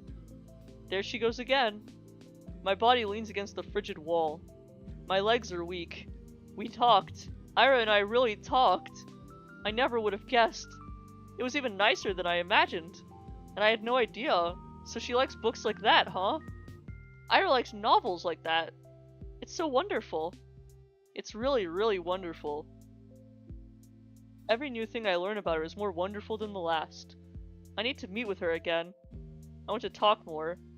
Maybe next time she'll tell me a little more about herself. Kinda feels like I hogged the entire conversation now that I think about it. That was really self-centered of me. Next time I'll have to ask Ira more questions. I'll ask her more about the books she likes. Maybe we could talk about movies? I wonder what her favorites are. Oh my god. I think they mentioned it in passing, like, oh my god. Oh my god, okay. Maybe we could talk. Oh, wait, I read the part. Does she also like romance films? That would be cute. Oh my god. I usually prefer detective films, but I enjoy all kinds of movies. So if she wanted to watch something, maybe we could go through the go to the cinema. That could be so much fun. It's been a long time since I've gone there. I need to see her again.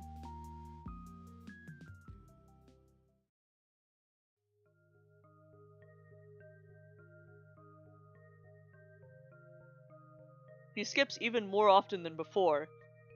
No point in keeping up with classes if you're already getting expelled anyway. I guess that's Ira's modus operandi. Operandi. Sorry, I do not say I do not talk aloud very much if you cannot tell. So pronunciations are not my not my best attribute. Oh my god. It really is Subihimi. It's true. When she was saying like wonderful, it's wonderful. I was tempted to be like wonderful every day. Yes, Ira and Asuya are gonna watch FNAF 2, I agree. Some degree, I understand it. But I still wish she showed her face from time to time, if only for one lesson. You probably wouldn't talk even if she came. It's not something we ever do in class, so I don't expect anything in that regard. Just seeing the back of her head would be enough. Oh my god. What's with you, Shubina? You're all smiles. Finally, my advice. Finally, taking my advice to heart. Oh my god. You know, like you know those people like who make those edits where like they take a like a very comically evil character and then they're like, you know, like all of like all the characters like against this character and then they're like, this guy literally helped the homeless and they take like clips out of context. And we do this for this fucking guy. Oh my god. Oh my god. Cured Asuya's depression. What advice? Not- Oh my god! Not looking like you're about to hang yourself for a change. It's great to see, really. Yes, it is great. We're so proud of you. How about try brushing your hair next? Oh my god. That grin makes you look like a basket case. Thanks, Vadim. Oh my god, I'll do that. You're welcome. He grabs my English notebook off the table. Payment for my services. His friends chuckle along. I couldn't care less about that. Even though she isn't here today, I don't mind. I know we're going to see each other soon. I'm going to do everything to bump into Ira again. I'll walk the whole town up and down just to see each other. I'll scour every corner of this place to find her. Perhaps I'm being overly reliant on this universe's kindness. At the end of the day, even if I walk all the possible routes, there's no guarantee I'll run into Ira. But I want to believe. No, I'm convinced the world is merciful. So if I try my hardest, maybe my efforts will be rewarded. Of course, it's an entitled way of thinking. But there's so little time left. Too little time. I need to make the most of it. I'll make as many memorable moments as I can while Ira's here. I'll make every encounter count. I'll fill this measly scrap of time with wonderful things. Ira, hi. Oh Jesus, it's you.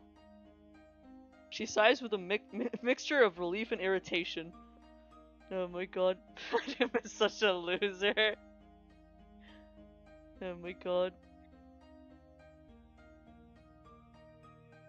I barely hold in a giggle. I'm so glad to see her. It worked, it worked, it really worked! Oh my god, she's such a nerd. I spotted Ira between the rows of garages in the edge of town.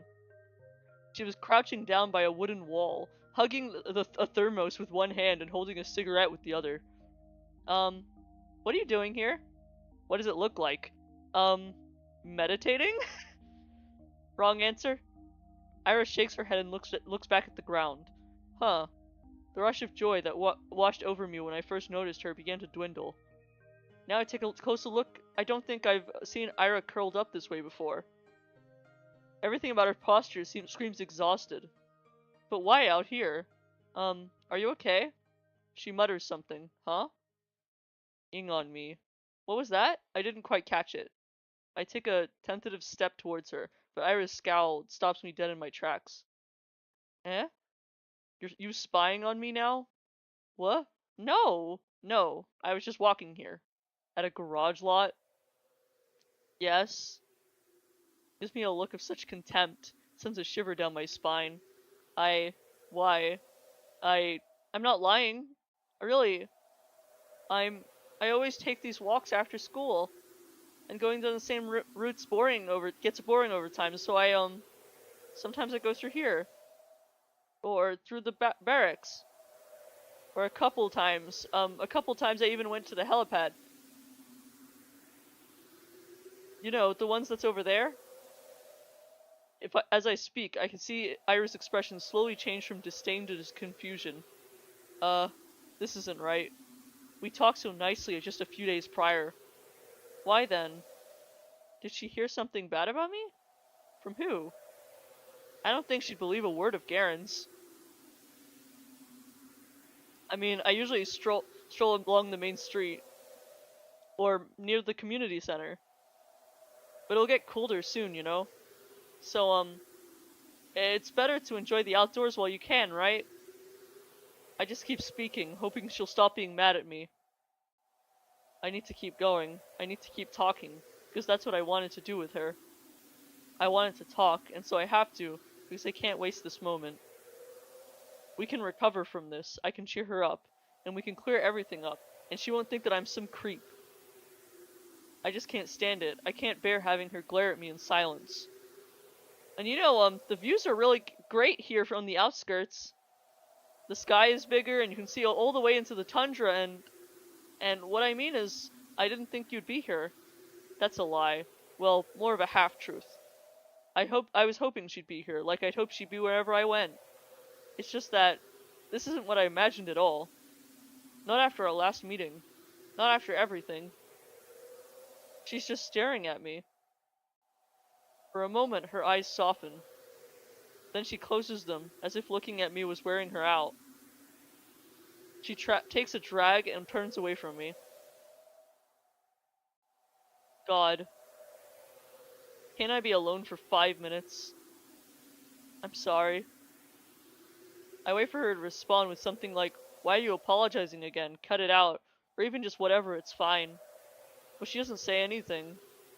I'm sorry. I'll be going then. Goodbye.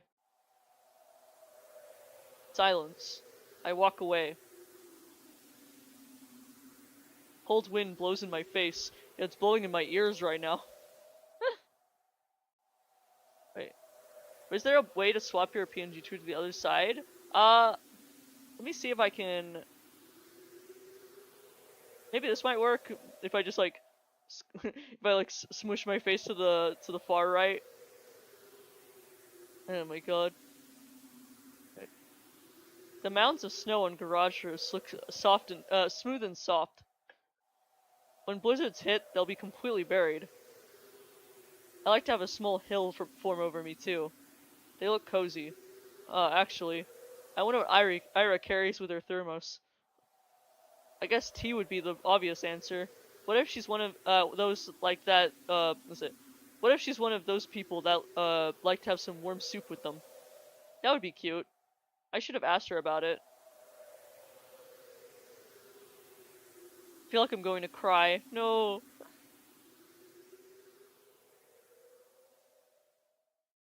Was that the last conversation they had? Hey, you got any plans for New Year's? What plans? I'll be with my folks. I mean, no, I mean after that. My sister's going to a party with the other upperclassmen. Oh, you serious? Think we could sneak in? No way, I don't want to hang out with her. Man, come on. They're gonna have those older girls there too, right? The ones from grade 10. Oh, I bet Mishina will be there. Oh my god. Like she'd talk to you. Like she'd talk to you. Hey, you don't know that. Like I said, we're not crashing anything. They won't let us in that anyway. Uh, that's true. It's... Where are we going then? Whose place? Not mine. We've got Grandma coming over. I can't host. You? Me neither. That him? No way. He's been kind of tired recently. Oh, really? Yeah. It's whatever though. Work stuff, I guess. I hear ya. My mom's also out of it. All the adults are pretty stressed, huh? Figures. It's the end of the year. Right. It's almost New Year's. It's a shame, but I don't feel festive at all. I'll need to help Mom decorate the house. Should I remind her about that? Feels like all of us kind of forgot about the holidays. At least I did. Maybe I didn't really forget. At the end of year, it's been looming at the back of my mind, but as a cause for celebration. All I could think about with the days counting down to the moment Ira would move away. Ira, she's been absent again. I'm not surprised. I wish I could clear things up with her. I'm not sure how, but I have to. Maybe I should apologize again? What for? Did I really do something so wrong? I guess it's been pretty annoying, but I don't know anymore. I need to think of something that would cheer her up next time we meet. Will more apologies really cut it? Probably not. She'll just get more annoyed. Then maybe a small gift. That might be weird though. And I won't get any more allowance until next week. What could I buy with the spare change? Maybe a little treat will do? A waffle? Would she like a waffle? What the hell? She's not a freaking dog. Why does my mind always go to this weird place with her? God, I should just shut up. Focus on something else. Just so difficult to do these days. Difficult, but I've got to try. Inhale, exhale. There, a little clearer. I see the sidewalk a bit better. The buildings, the sky, the lights. Everything around is friendly. Everything is beautiful. That's great. Those are great things to look at and think about. Though perhaps I shouldn't breathe so deeply. You can really get sick from this. It's been getting colder after all. My usual routes have been getting harder and harder to finish. It's not just the temperature. The paths on the outskirts get snowed over, so trudging through them tires me out really quickly. The winds are picking up too. Even when I cover myself with a scarf, it feels as if my face is getting pelted. I'm not meeting anyone out here this winter. I should have gone to the library today. What time is it? Maybe I can still make it. It closes at 6, so... No, for sure not. Oh well. They've already begun putting up New Year's decorations. Everything's lined up with lights. Oh, and there's a pine tree near the community center. It's so tall, and bare for now. Well, I like it as it is. The way that snow resets its branches makes it look so mighty. Hehe. Alright, I'm getting in for a bit of a festive mood. Wish the frost weren't so prickly, then I'd look around for some more. The streets are empty, save for a couple of adults I saw walking to the bar. Hard to imagine there would be a lot of people out in an evening like this. Why have I been meandering around like I've got nothing better to do? Every answer to this is embarrassing. The inside of our apartment block is warm and muddy and orange. Is a warm and muddy orange. Let's see. There's no elevator, but then again, it's only 5 floors. I make my way upstairs. The idea of forming is forming in my head. An obvious solution to the problem I've been having. It's perfect. I have the perfect plan for the evening. There's our door. It's kind of uninviting. But that's just my opinion. I bet Dad's guests are quite welcoming. Though judging by how quiet it is, I turn the key and enter. The only sound is the faint muttering of the TV coming from the living room. Yes. Thank God, no visitors today. I hang my wet coat up to dry, take off my shoes, and quietly go down the corridor. Hi, Dad. Wait, let me see. Yeah, it's a pretty. Yeah, I think we got a good view of her. I think from this angle. I'm also scared. I just had to make sure like her sprite would show up. Oh my God. Okay, yeah, that's perfect. Hi, Dad. Hello. I don't even stop to peek into the room. I won't see anything I haven't seen before. At least tonight seems like it would be calm. It will be calm. Oh my God. I wash my hands. When I exit the bathroom, I hear a soft voice from the kitchen. Out with friends again? Mm-hmm. Hi. Mom nods her head, staring in front of her. She's smoking again. I go in and open the window, then turn on the light. She squints from the sudden brightness. You want some tea? I'm setting the kettle. She shakes her head. I sit opposite to her and wait for the water to boil. She's not saying anything and neither am I. It's not awkward per se. I just pick at the oilcloth and swat away the smoke that oh sorry, swat away the smoke that occasionally drifts into my direction. We're both used to this kind of thing in our own way. Even so, I go to my room as I fill up the teapot.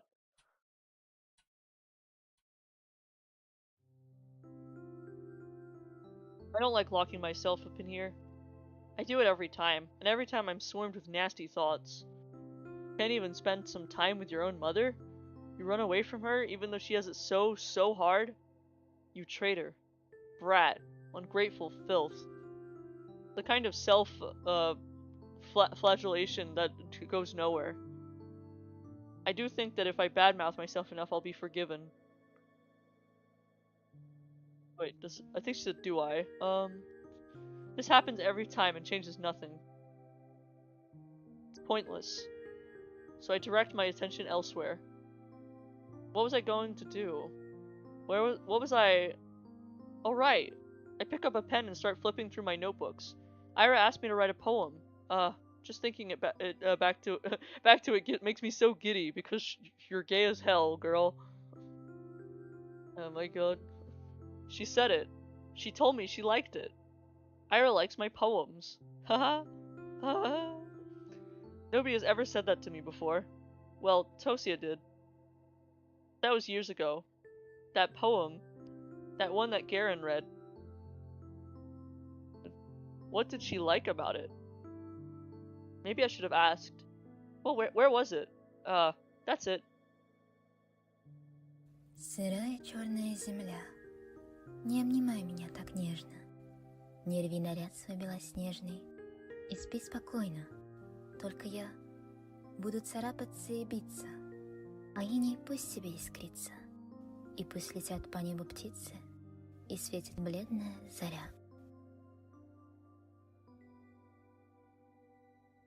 Oh, damp black earth, do not hold me so tenderly. Do not tear your snow white attire and sleep peacefully. I will scratch and I will beat, but frost will still glimmer, and birds will still fly across the sky, and a pale dawn will still shine.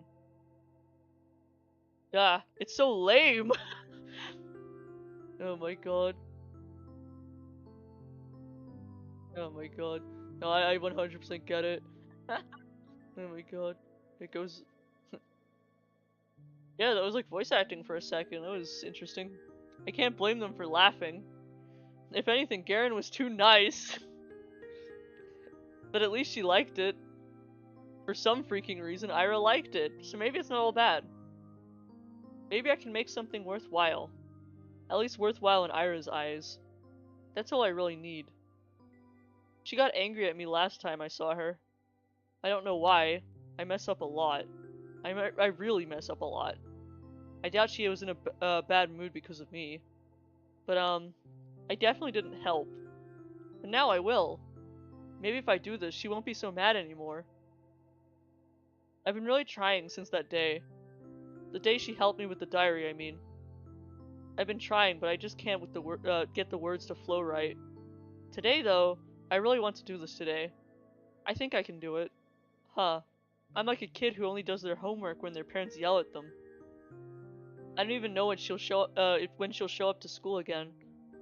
Bumping into her in the street is a tough bet, especially with this weather. Well, I'll try anyway. We've got nothing to lose. What's the worst case scenario? Appreciating gorgeous scenery? Oh, heaven forbid. I'm gonna enjoy this to hell and back. And when I hand them that poem to Ira, then it'll all be worth it. And she went missing like the day after, didn't she?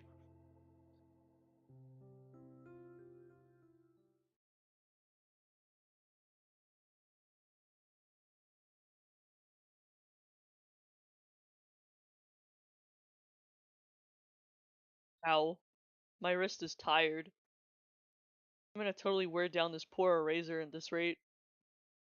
I've got to remember to buy a new one. It's just a bit annoying. Even though I asked my classmates to be more careful, they always forget about it. I didn't used to do that before. But now whenever I lend a textbook to someone, I specifically ask them not to doodle in it. Despite that, they always come back with the same crude drawings all over. I can't hand them back to the library like that. I'll get in trouble if a teacher sees it. I lean back in my chair. A week. That's how long it's been since I've last seen her. It's not exactly new for her to skip for several days at a time, but a whole week? Nobody else seems to be bothered, though. I shouldn't be either. It's not her job to be my, I don't want to call her Pitbull. Not the Pitbull again. Either way, it's nothing new. Nothing new, nothing bad. Maybe Ira is taking in the town she's grown to love. Who knows when she'll return after she moves out. I get that. I would do the same. But still, I just wish I could see her. Is she still mad at me? I really hope not. But if she is, I have just the thing to help it. That's right. It's done. I wrote Ira a poem. I wonder how she'll react. I wonder if she'll like it. I really hope she likes it. Maybe she'll smile. Or if she gets flustered. That would be so cute. I want to see her make that face again. I keep walking around. I don't really expect to see her at this point. It feels like a duty I need to fulfill. Like a soldier patrolling the streets. But whoa, that sounds pretty cool. It's not like the weather is harsh all the time. Real colds will settle in a couple of weeks. The wind that can get annoying after a few hours, but aside from that, the wind can get annoying after a few hours, but aside from that, it's bearable. It's pretty. It's all good. Main road, the two residential streets, the community center, the helipad, the garages, the parking lot, the school, the stadium, the research center, the kindergartens, the barracks. I've seen it all 1,000 times. Perhaps somewhere deep down I'm a little tired of this view. But I can't hate it. I can't pretend like I won't miss it when it ceases to exist. When I finish school, I'll go to university. I'll tell everyone I'm from Vorkuta, not Vorkuta 5. Because Vorkuta 5 does not exist. People from Vorkuta 5 do not exist. The ones outside will ask me something about Vorkuta, the real Vorkuta, and I'll answer with zero hesitation. If I couldn't do that, I wouldn't be allowed to leave at all. To leave Vorkuta 5, you have to deny its existence. I have to deny its existence no matter how much I want it to exist. I have to deny. I have to. I have to. But it's tough. So tough that I'm not sure I'll ever manage. Realistically, I'll probably slip up and blurt out something incongruent. Let's see. I do slip up a lot. I hope I'll get better at it by then. Maybe I should stop. I lower my scarf and take a big breath. Ouch. I'm seriously gonna catch a cold from this. But at least my head feels really clear. I look up and see the familiar purple gray of northern twilight. No, not twilight. Today is the first day of this year's polar night. So I won't see the sun until the tail end of December. It's nothing too bad. Personally, I don't mind the dark. But people seem to be really depressed during this time, but I'm not one of those. Ah, if I stay out just a little longer and wait for the clouds to clear, I'll see the stars come fully into view. It's a beautiful sight, especially from here, from the barracks. Far better than that dinky silver of the sky I'd see of my apartment windows. I wish I could stick around for longer. But it's getting too cold. I start making my way back. Decrepit rows of worker housing disappear behind bigger and better homes. That's the old playground just around the corner. That's right, we used to go there all the time with Tosia. Even back then, it was kind of unpopular. They built a newer one just 5 minutes away, so we often got to have the whole thing to ourselves. I guess that's why we liked the place. Somehow today feels quieter than ever. I can hear a faint clinking sound as the wind passes through the swing set chains. Eh? I slow down. There's a figure sitting from the frozen merry-go-round. A drunkard? No, we don't have those kinds of people here. At least not out and about on the streets. And the frame doesn't seem like it belongs to a man either. I approach, quietly making my way through the snow. Oh, is it her? Let's see. My Valinki my Valinki sink into it with almost no resistance, almost zero sound. When was the last time we've had snow this soft? I don't remember. But perhaps I stopped noticing the crunch of the ice under my feet. Perhaps it was me being too focused on the person I've now recognized. It's Ira. Yeah, I thought so. What did I miss, chat? Um, she went home. Like, is it she went home and her parents are not really involved in her life, it seems. And she's was it? And she hasn't shown. Ira has not shown up for school for 2 weeks. Oh my god. Let's see, but we just saw her now. Oh no! She's hunched over, elbows on her knees, hood down despite the cold. Her hair is tangled, half wet from the snow. What is she doing out here? Smoking or... Huh? I stop a few meters away. Ira is letting out quiet, gasping sobs. Ira? She looks fast, as if jolted awake. Eyes red and puffy, face raw from wiping at it with her sleeves. That's a bit of snot on her upper lip. What? What do you want? I don't know what to answer. What do I want? All I can think about is how I've never seen a person look so small. Ira swipes at her eyes again, then stands. She stumbles a little, trying to regain her usual composure, her usual posture. What, another one of your hangout spots? Damn creep. Her voice cracks halfway through. Well, enjoying the show? I slowly shake my head. No, I just saw you. Ira rubs her nose on her sleeve again. Her hands are shaking. Then go back to wherever the hell you came from. Go home, Asya. This isn't for you. I take a small step forward. I want to say something, anything, but my head draws a blank.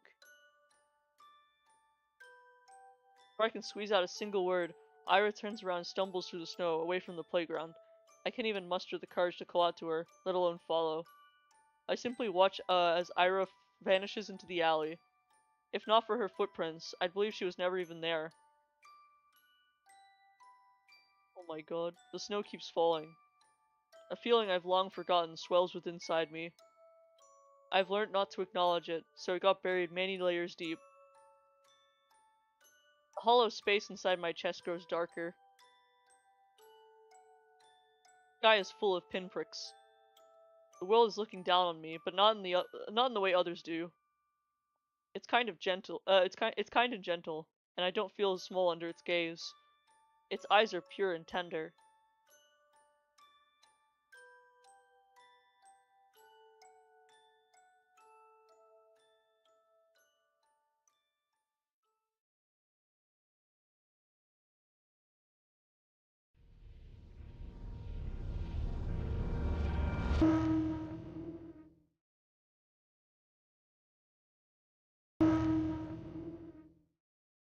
Rena. Oh my god. What time is it? Hmm. Okay, it's only been 2 hours.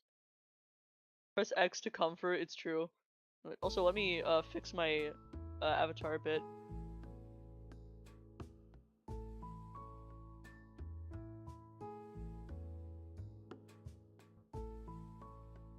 There we go.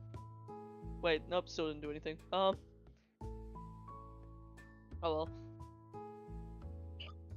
The inside of uh Z.A.T.O's cafe is warm. I'm just assuming that's how it is. Marina, the quirky girl from the beginning? Yeah, that's Marina. Oh my god. Uh, it looked that way whenever I walked past its huge glass windows, the whole interior baked in a golden light. I did feel tempted to walk in a couple times. Oh my god.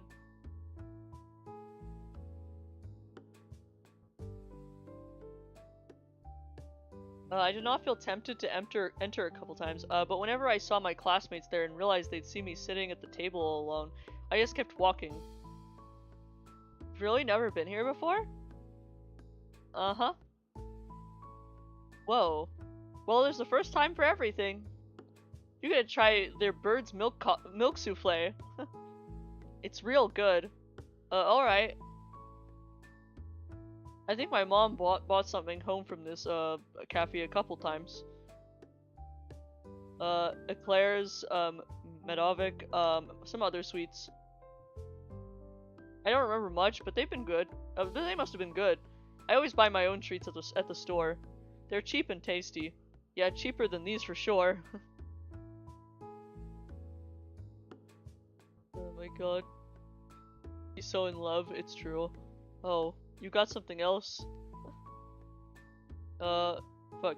I like Kordishka more. Why didn't you recommend it then? They only had one left. Seriously?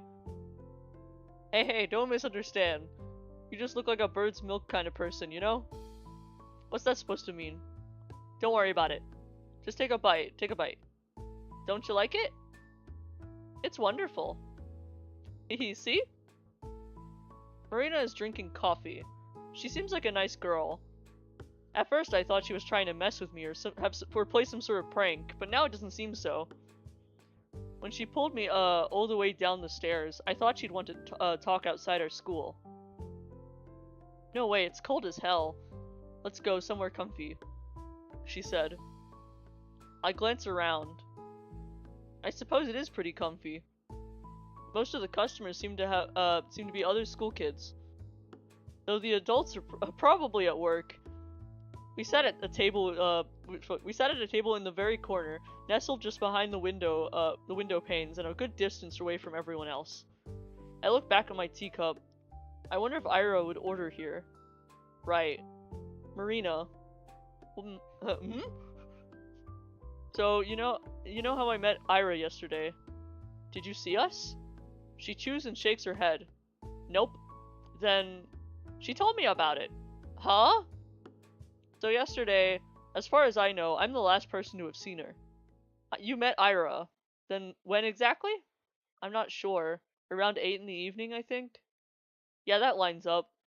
She rang my intercom at half past that. She came to your house? Yes. She asked me to come out and her voice sounded distressed. I invited her to come inside, but she refused. No, no, please just come down. I need to talk. So I ran down and oh my god. She looked so shaken.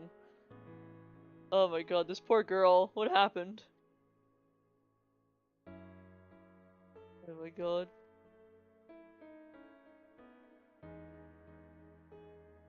I've never seen her like that before. Not in a long time at least. Yeah, she looked rough when I saw her too. Right? I tried to calm her down, but she kept sobbing. I can't. You were right. I shouldn't have, I think. I don't know.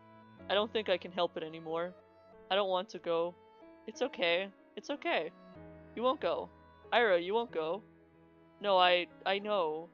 There's not much time left. That's it. I'm out, Marina. Don't say that. We can fix this. You can still... No. I can't. Nobody can. I can't even write anymore. Can't write anything. Ira. I held her while she stood there weeping. I kept saying the same stuff. She kept saying the same stuff. I didn't know what to do. Then she said she saw me. Just now. Before I came here. Huh? That freaking weirdo. Asya. She saw me like this. She saw me. Weirdo. Her words, not mine. Oh my god. Oh my god.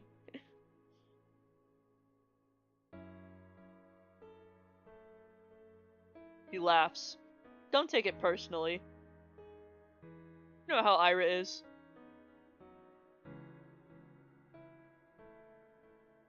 He seemed to cool down a little after that. Hey, you sure you don't want to come up? You can stay over at our place if you don't feel right. It's fine. I'm okay. I'll be going then. Wait. Come on, you just like that? Yeah. Bye. You're kidding me. Then she left. You didn't try to stop her? Eh? I mean, I can't, like, restrain her. And hey, I could ask you the same thing. You didn't hold her down with your hands behind your back, did ya? Uh, no, I didn't. I did just watch her walk away, didn't I? But judging by Marina's story, looks like those two were really friends.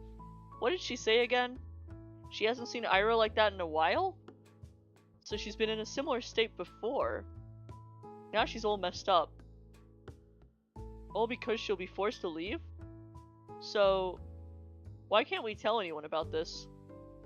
Well, how much do you know about Ira's family? Admittedly, not much. I know they've had some issues because of, Ira's behavior. They say she'll be expelled and sent away after this quarter. That's about it. Well, you're not far off. Her parents have been catching lots of flack. Yes, but I still don't really understand it. What do you mean? I mean, even if you're getting criticized, sending Ira away, it just feels like they're giving up on her. Well, what do you suggest they do? Well, we only have one school. If Ira gets expelled, she has to study somewhere. I love Suzel. Yeah, Suzel is a good ship. It's true. Oh my god. That's true, but it feels wrong. There must be other options. I guess some people learn at home, but I'm pretty sure you gotta be disabled to get approved for that. So who's gonna teach her? Her dad works at the institute. Her mom's a nurse. No one has time for that. Wait, I thought her mom was... I don't like it either. Oh, okay, interesting. But I can see where they're coming from. I look down at the cake I've been aimlessly picking at. She's right. I was so quick to cast moral judgment. But did I expect their whole family to just move because of Ira's poor attendance? Did I expect them to come begging on their knees for the board to keep her enrolled? just so childish. I understand, but what does this have to do with keeping silent? Do you know Ira has a little brother? Oh. A little brother? I had no clue! Huh? She does. His name's Tolik. Okay. Funny kid. I really had no idea. That's okay. You see, it's true, Ira's parents haven't had it easy. But Tolik's got it so much worse. Oh my god. You know when adults are cruel, they try to be subtle about it? Kids don't. Oh, okay. It's not so bad when you're in kindergarten. Sure, some kids won't play with you because their mommy told them not to, but they're still so small to really- they're still too small to really get it. It sucks, but it's not the end of the world. However, he's going to school next year. So right after his sister got expelled, that's one hell of a legacy to walk into. Oh no. No pressure, right? At least nobody will expect too much from him. Don't say that. Sorry, bad joke. But my point is, everyone knows it's just gonna get worse. I can imagine. Yeah. So on top of all that, picture how people will react if they find out his sister was unstable. Ira's already prone to anger. You've seen it yourself, right? Now imagine adding hysterics to the mix. Sobbing, panicking, acting strange. Not a great look. Well, that's a bit crude.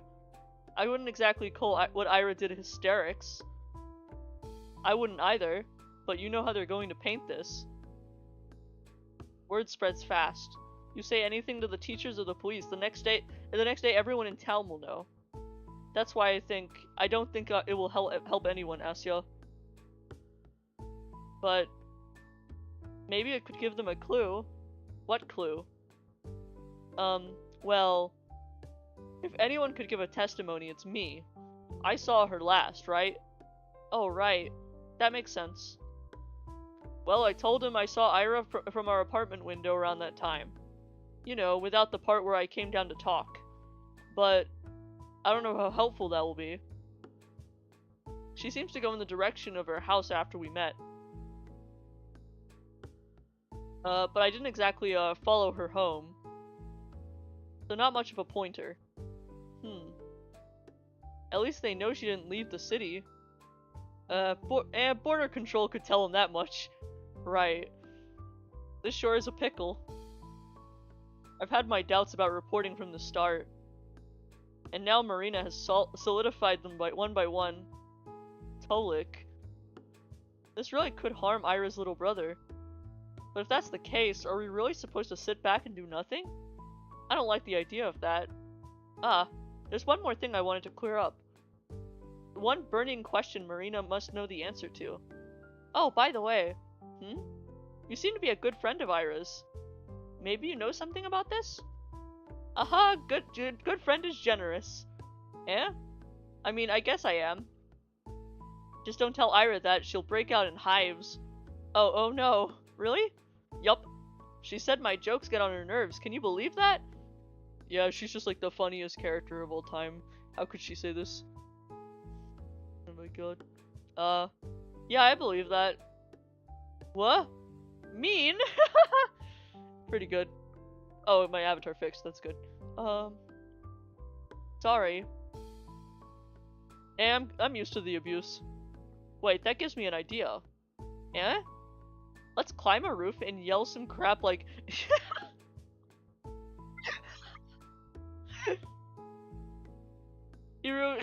Hiroshka, Marinochka, best friends forever! Oh my god. That girl will come back just to choke us. Wow, that's so smart. Ain't it? No, it's really not. It's not smart. Yeah. But the roofs are slippery this time of the year. Boo. We'll tie a rope around you then. Why me? You seem lighter. That's it? Don't worry, I'll hold you real steady. I have a strong center of gravity. So I'm doing the screaming then? Exactly. Oh no, I'm not good at that.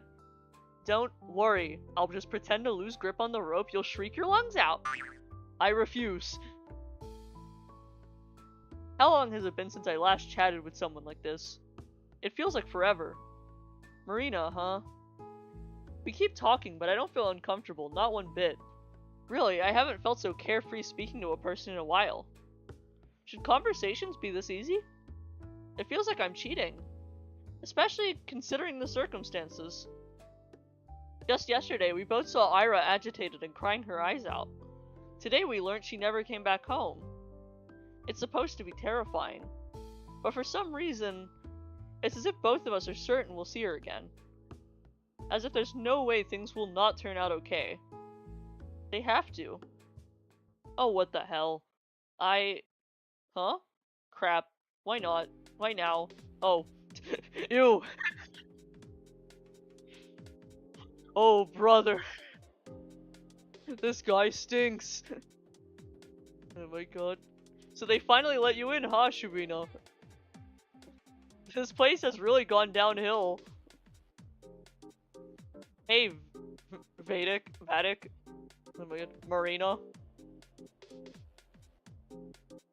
Oh, I think she was calling him Vadik. Like, I think it was a pun. Okay. These two know each other? Look at you, getting a replacement already. Oh my god. Can't blame you. Come on, Shubino of all people? He looks at me. No offense. You're keeping tabs on all my friends? How flattering. Asya, he's in love. Yeah, in your dreams. It's just funny how you always gotta have someone like that around. Someone like that? Marina menacingly lifts her coffee cup. You want this on your pants? Ooh, scary.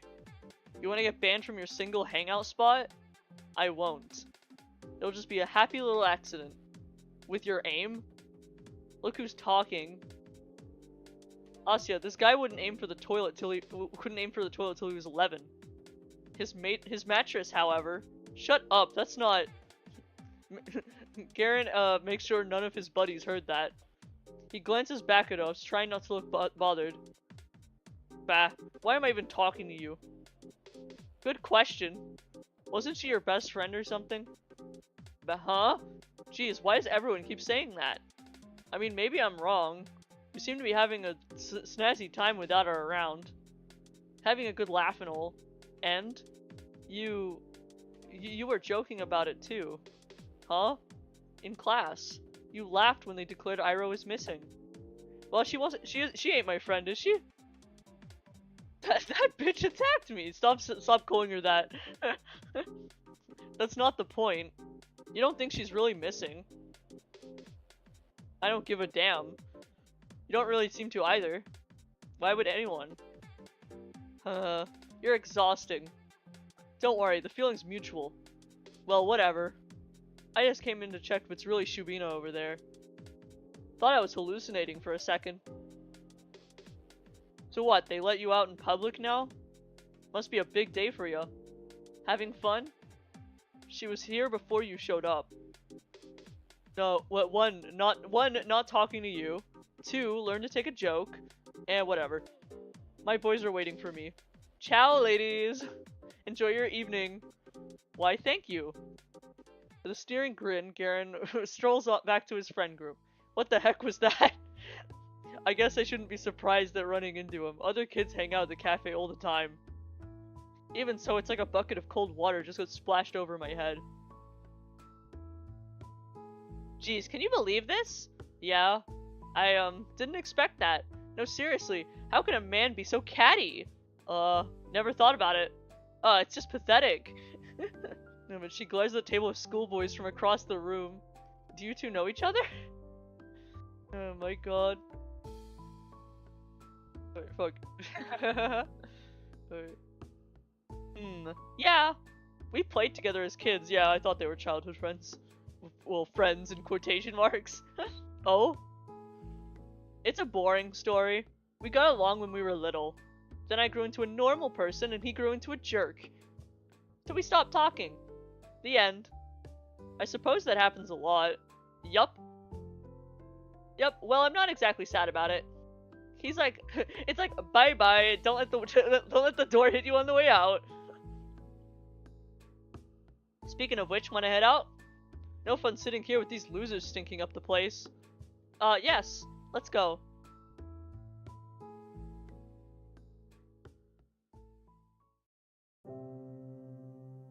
The cold immediately stings our noses as we step outside.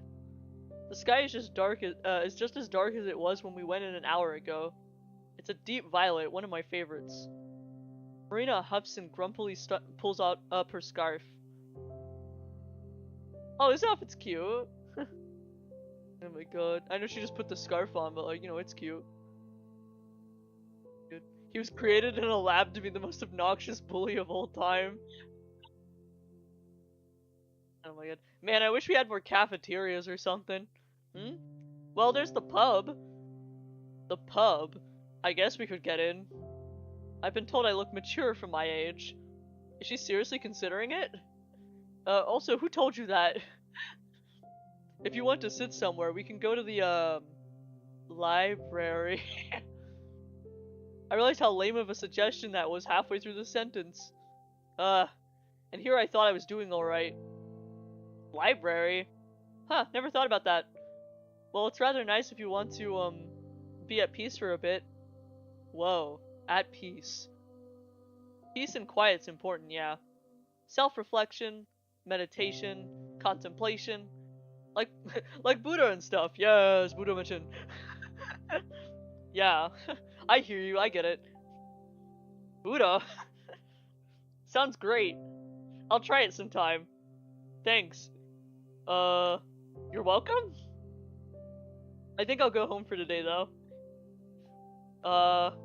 Yeah, that's alright. I was thinking the same. Cool then. It was nice talking to you, Asya. Oh my god. Sorry about the whole Vedic thing. Oh. No, don't worry. It's not your fault, he just comes up to us a lot, so... Oh, so he just came up to us, so... Nah, I kinda made it- I kinda made it all worse. That guy just drives me up the wall. Yeah, that's fair. Guess Ira and I have that in common. Did she really throw a friggin' chair at him? Yes. She did. Hey. Hmm? I'm sure she's fine. You are? Yeah. This probably sounds silly, but it's like I believe in her. No way she would just go and disappear like that. Ah, I think I get what you mean. Ira's really tough. Exactly. She's not going down that easy, yeah? Yeah. Yeah. I guess I'll be going then. See you around, Asuka. Did she get her name wrong? Bye bye. See you. Marina energetically waves her mitten at me and runs down the road. I wave back before going my own way. I shoot a parting glance at the cafe. There's a table occupied by Garen's friends. And ours is... Huh. I never paid attention to it, but the table we sat at is half obscured, if you look at it from the outside. At this angle, only Marina's back would be visible at the passers-by. If she usually sits there, then... Irina must have sat at this cafe as well. It would make sense with Garen's comment, too. Replacement. She must have only been there when Marina dragged her in. And then they sat at the same spot that made Ira invisible to anyone on the outside. I wonder if it was intentional. I should ask Marina about it, and about what kind of sweets Ira liked, and whether she preferred coffee or tea. I can't wait for Ira to come back.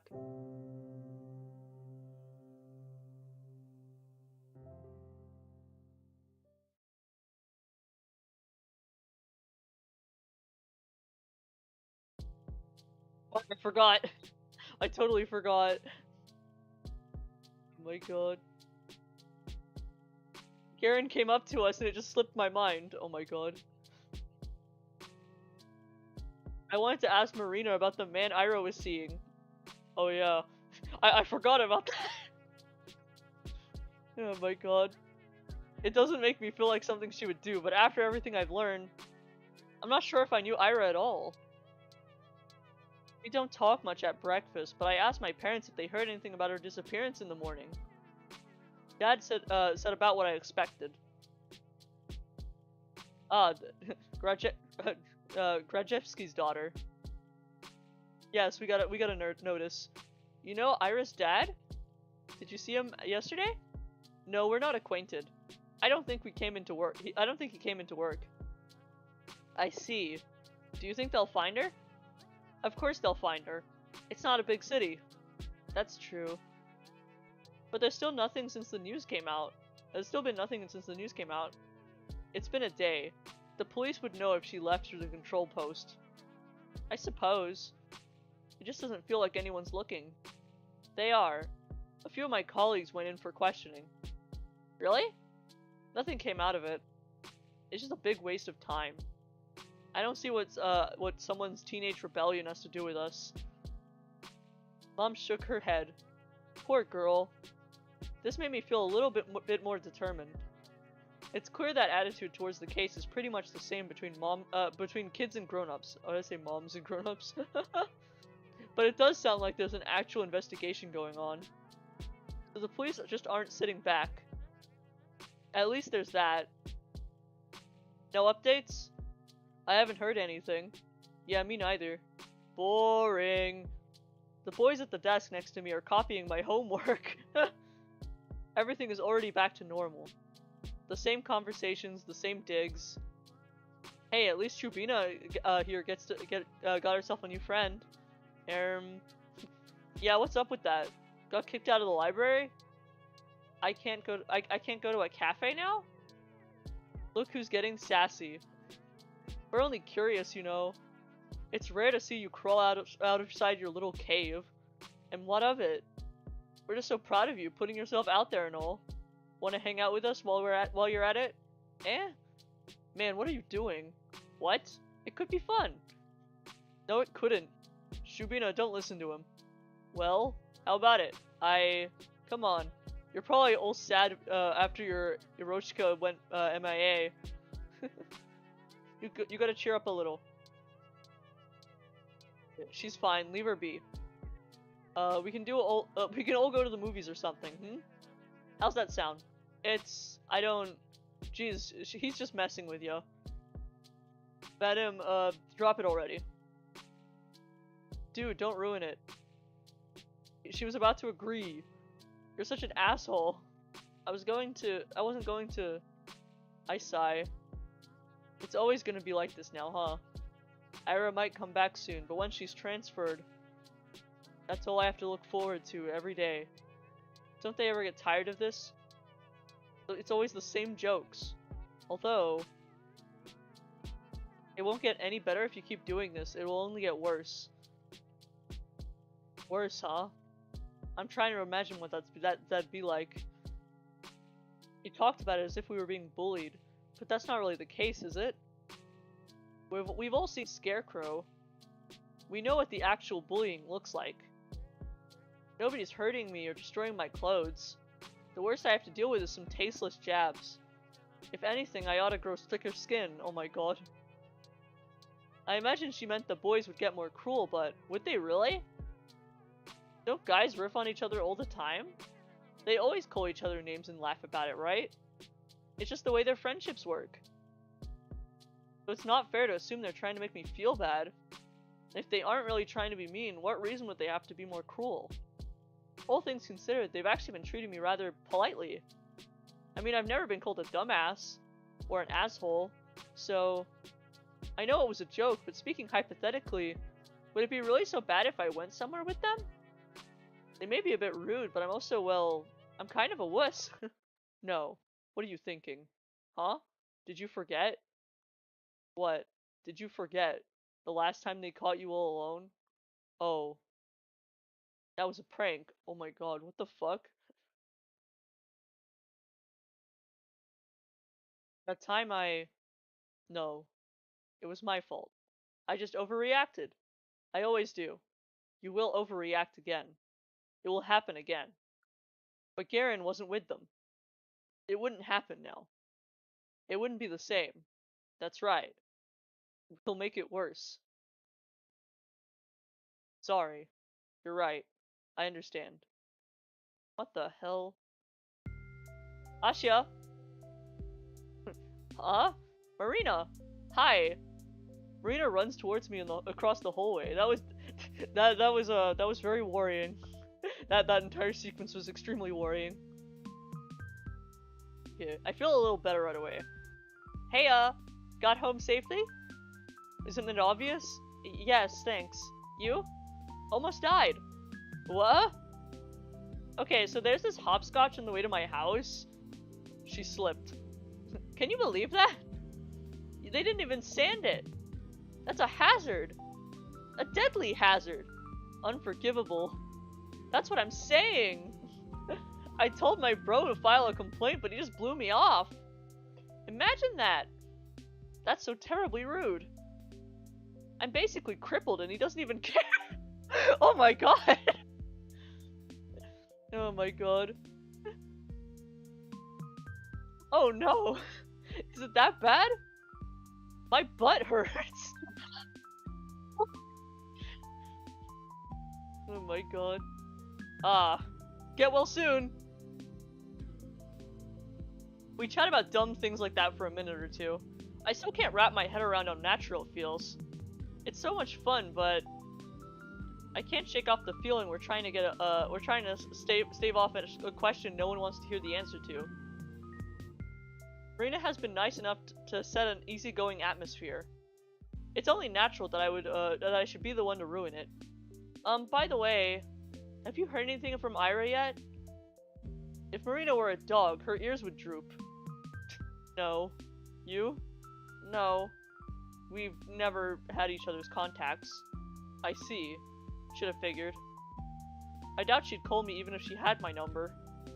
Marina was the person Ira went to. If she did get in touch with anyone, it would have been her. Her or... Ah, actually I wanted to ask you about something. Oh? What is it? I look around. The hall is rather crowded, more than I would like. I'm not sure if it's a good place to discuss this. Marina seems to understand what's on my mind. Hey, how about we talk about it after school? You don't have any plans, right? I'm free, so yes, that would be great. Sweet. I got 5 lessons, so meet me right after. Alright. Later then. I gotta get back to my friends. Okay, see you. She runs to return to the group of girls on the other side of the hallway. So Marina is pretty popular. Well, duh.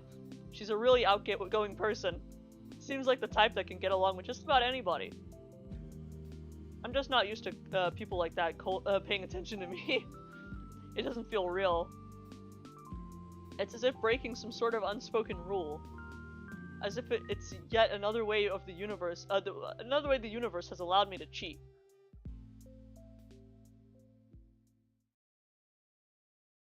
The school day passes slowly.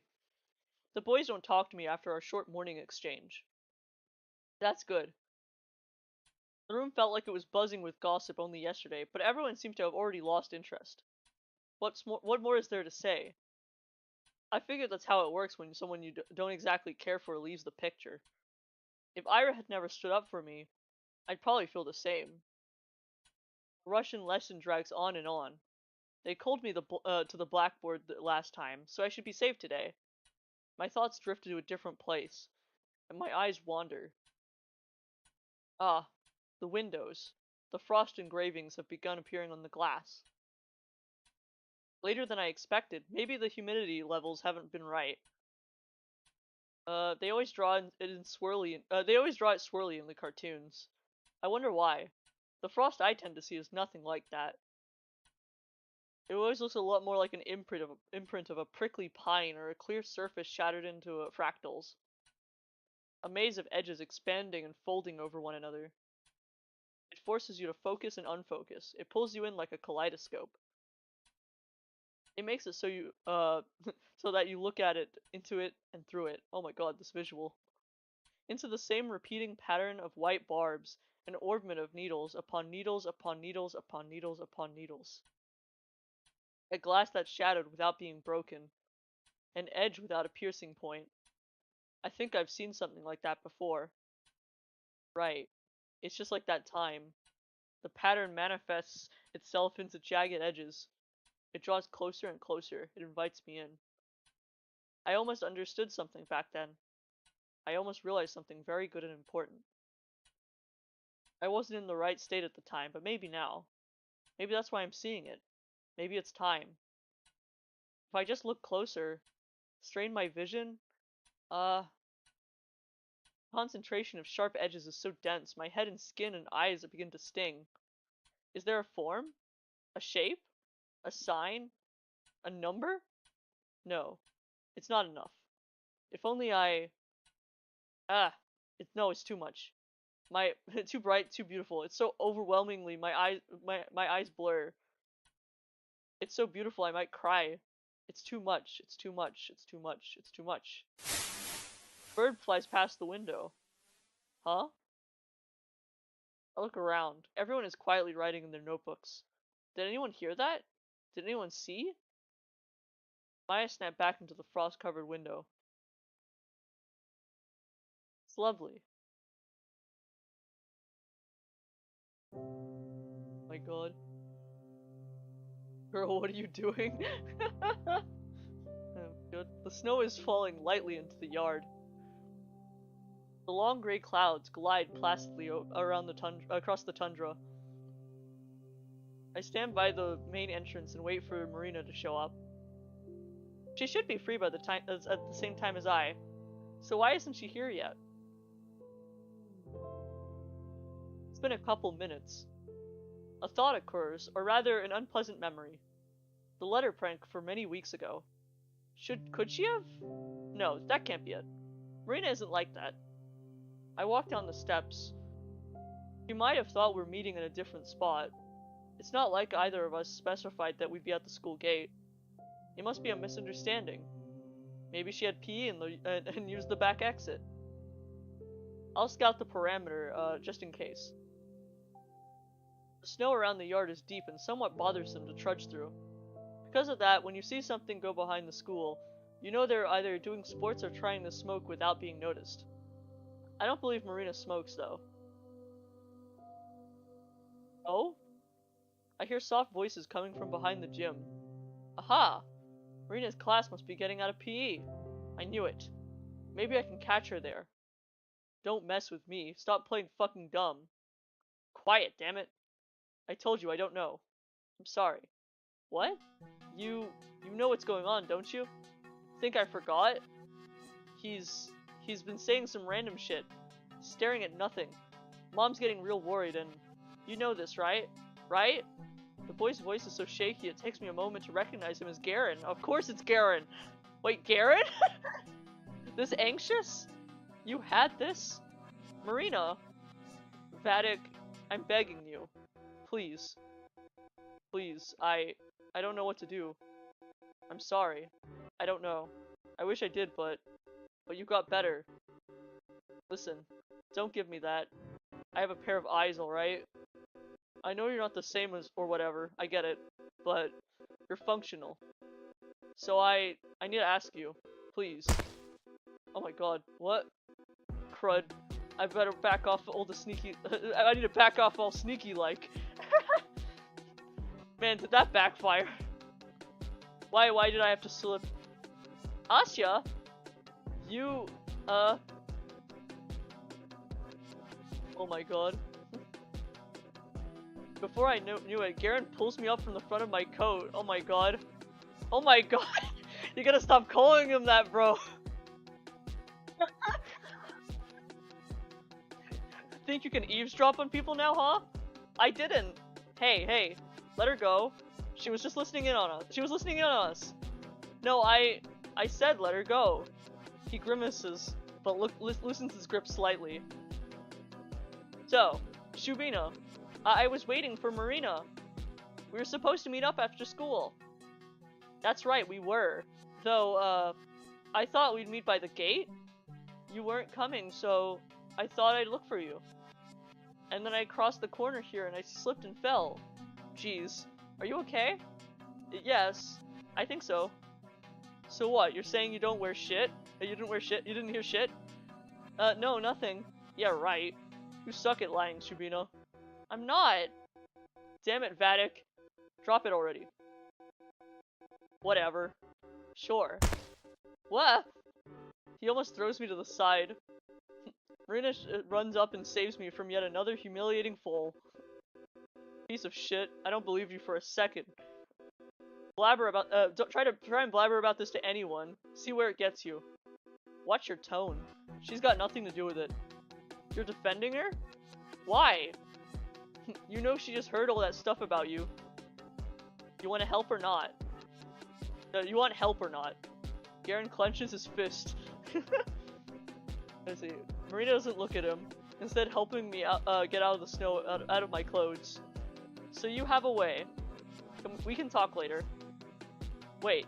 Oh wait, no, why not now? I mean, she totally heard everything we said, right? Might as well. Actually, why don't you do a little recap? How about it? Come on, go ahead. Ah, think you're being clever? Think we'll come to bite- this will come to bite you in the ass, Marina. Yeah, I think I've had enough of you for today. Asha, let's go. She grabs me by the arm and pulls in the direction of the schoolyard. Does she just like dragging people around? Oh, hey, Marina! You know where to find me. Good. Marina doesn't turn around to see Garen's barely hidden pained expression. He glares at me. For some reason, it doesn't scare me at all.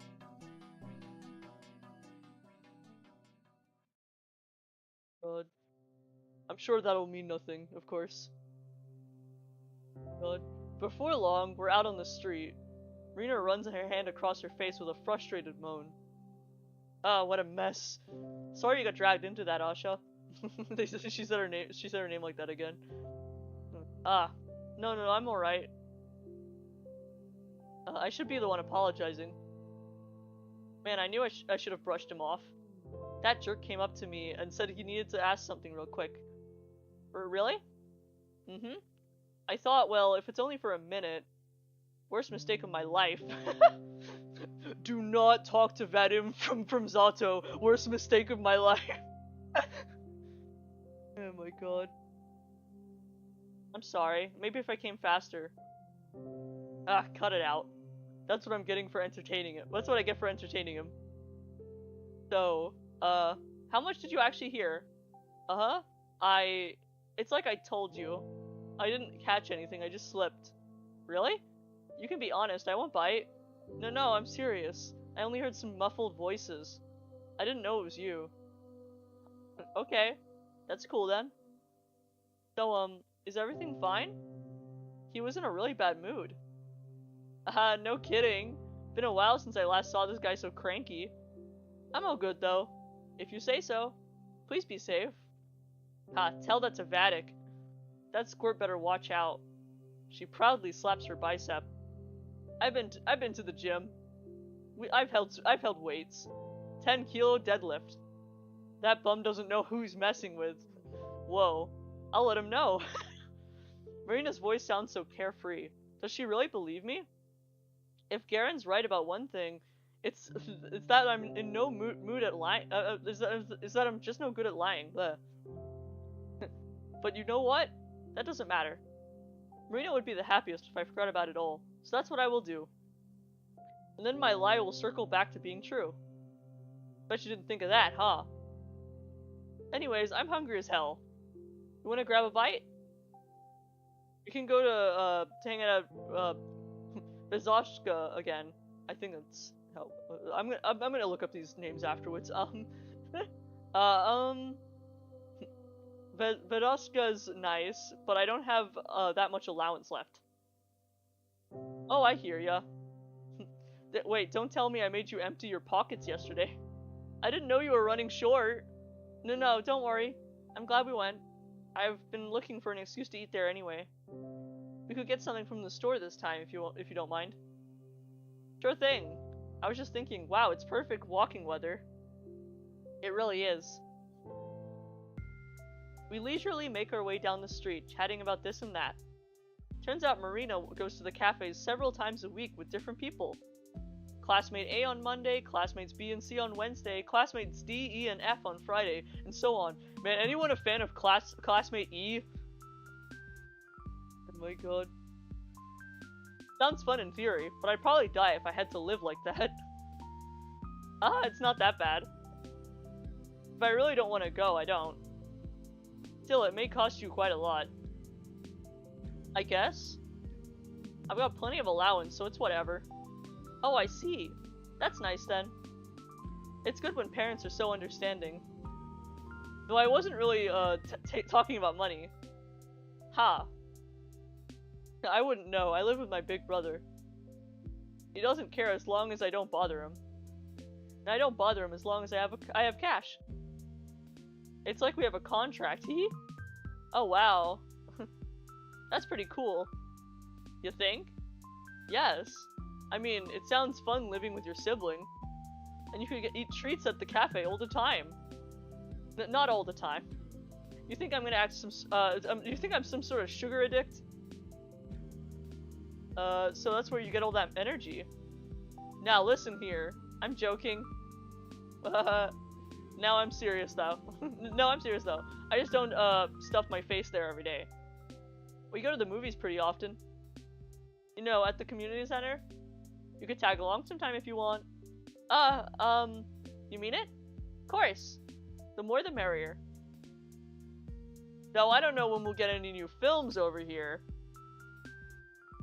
They just keep playing FNAF 2 over and over again. Oh, I saw that with Ira last week. Of course you did. And wait. Oh, I heard they're bringing in an American flick next week. We have to go. It's FNAF 2. Oh my god. It all comes back to FNAF 2. The way I looked up in the rough the rough way to say it is Zvi Yodoshka. With the Zvi part being what you stress. Okay. I'll keep that in mind. This will definitely be like a multiple I feel like this will be multiple streams. So you know, for stream number 2 I'll definitely look up like I'll look up like all the words we've heard today, I guess, and then like focus on pronouncing them correctly. Do you think Ira defends FNAF 2? 100%. 100%. Oh my god. She loves FNAF 2. See, I heard they're bringing in an American flick. Okay, yeah. Really? I'd love to. Then it's settled. Oh god, people. Oh my god. The whole time Marina and I were browsing through the aisles of the department store, I can't get this invitation out of my head. We'll go to the movies.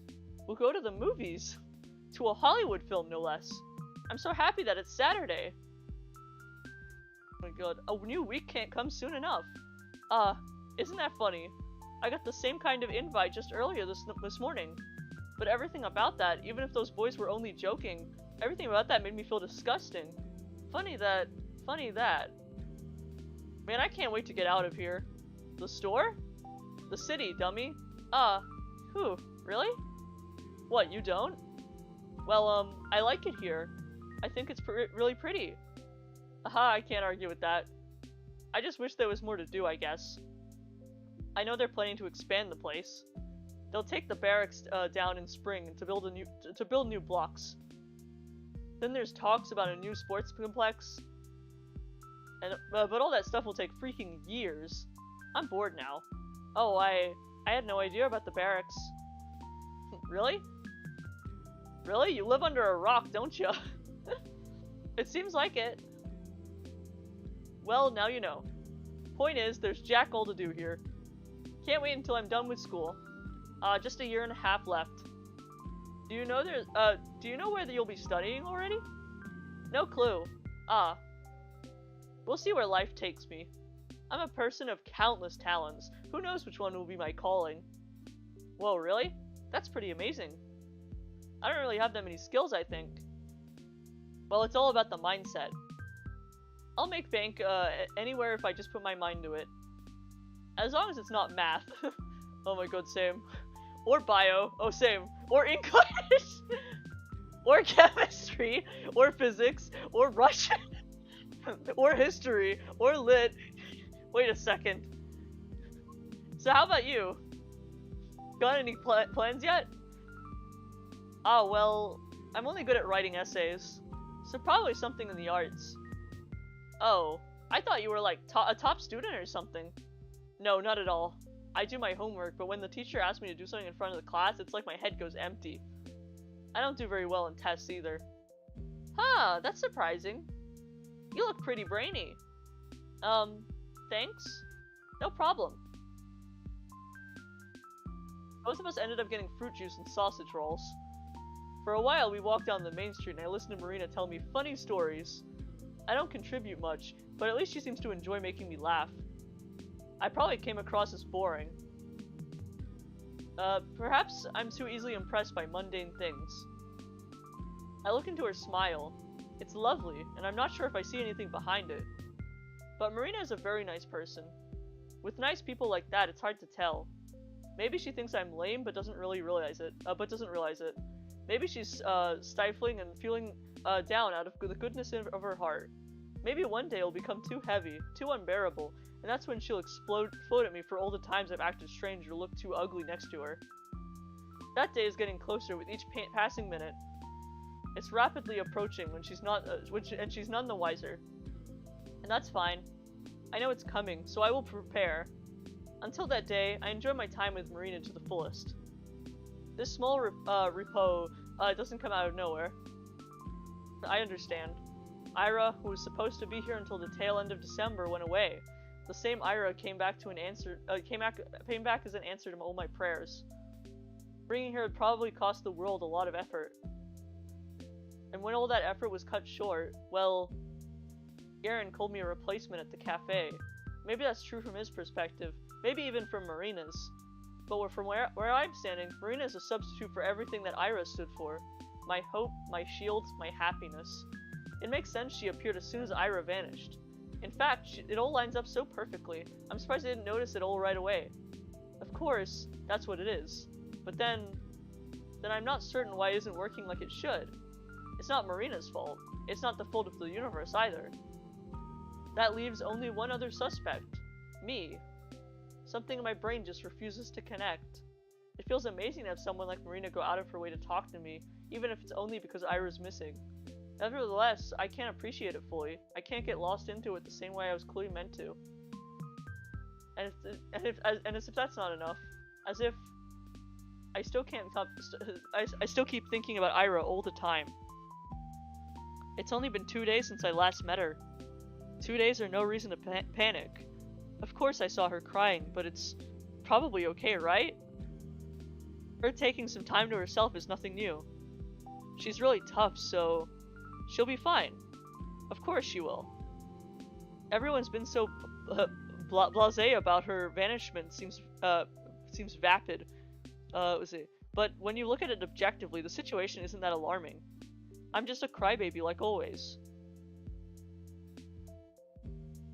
Then again, that is the harmful way of thinking.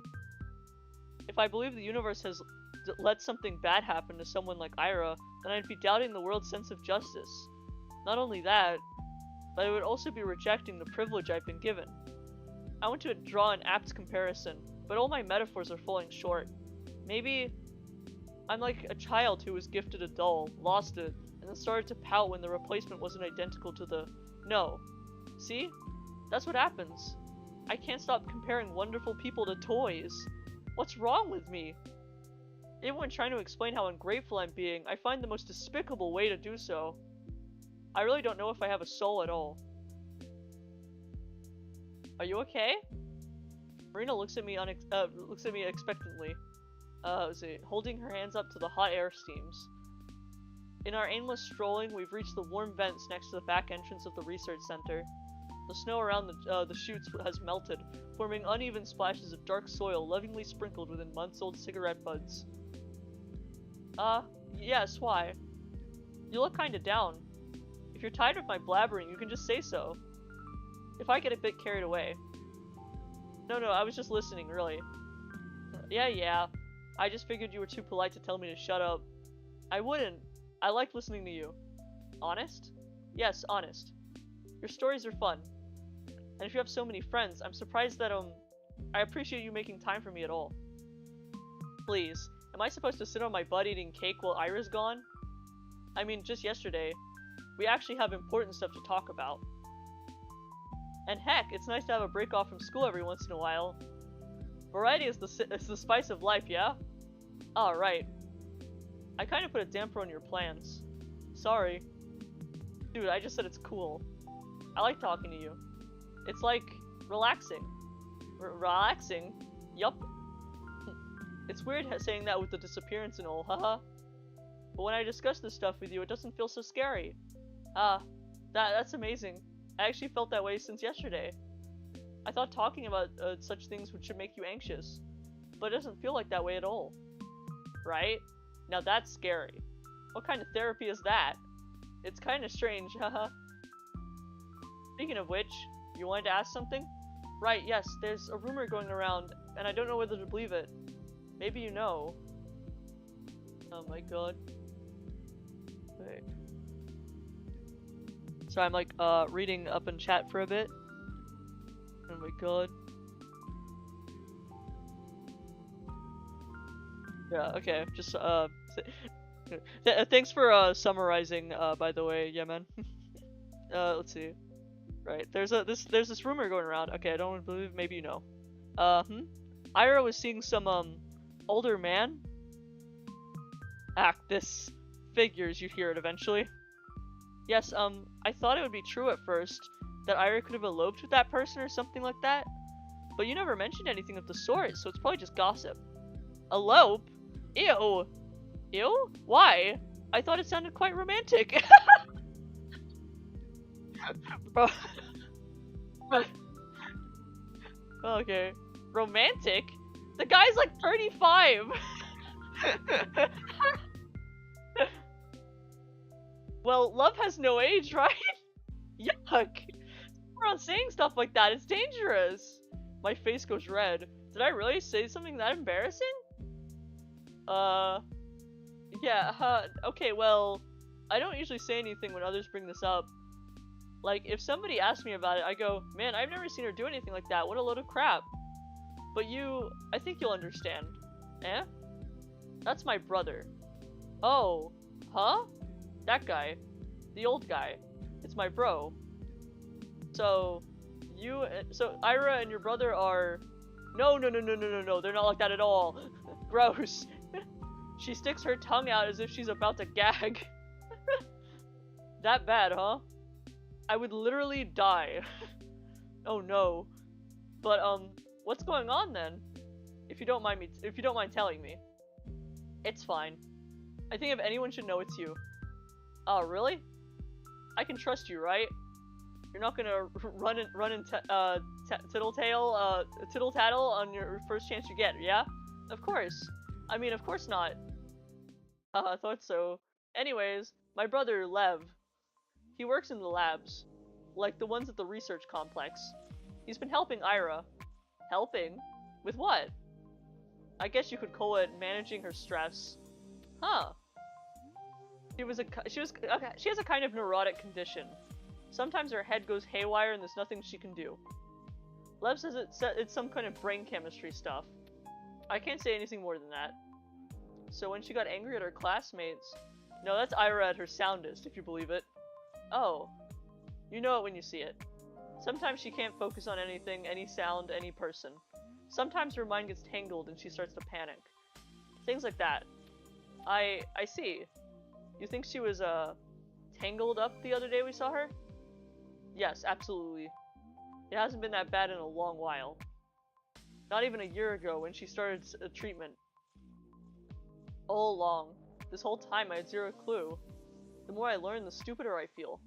Just picturing her going along with all that makes my heart ache. Poor Ira. We're lucky, really. I mean, I don't know where she'd be if Lev refused to help. There's only so much I could do. But he got Ira the meds. Meds? Some pills to keep her head in check. They're not the type you can get from a pharmacy. You mean illegal drugs? What? No. Don't make it sound so scary. Sorry, maybe I misunderstood. Jeez, it's nothing that bad. It's just a new type of pill. It's hard to come by. Oh, wow. Well, anyway, I doubt Ira followed Lev's recommendations to a T. But at least she got better for a while. That's incredible. Your brother must be an amazing person. Both of you. Ha, stop it. I didn't do much. Probably annoyed her more than anything. I'm sure you were important to her too. Eh? You think so? Mm-hmm. Well, who knows, who knows? Ira rejected the therapy after all. What? She just flat out refused a month ago. Stopped taking her pills, stopped coming to our place. And well, you saw what happened. But, why? She was feeling better, right? You said it helped. Marina solemnly shrugs. She just decided she didn't want it anymore. Meds have an awful side effect. Have some awful side effects, so I can't really blame her. Still, I wish she talked about it with us. Without the pills, those little states will only worsen. Why didn't you say any of this earlier? Huh? Why didn't you keep this to yourself? Why couldn't you tell anyone? She might be in danger. What if she gets injured when she's in that state? Are you seriously asking me that? I told you why we can't go around telling people she has issues like that. Think about her kid brother for a second. Think about Ira for a second. You really think her family reputation is worth more than her safety? That's not right at all.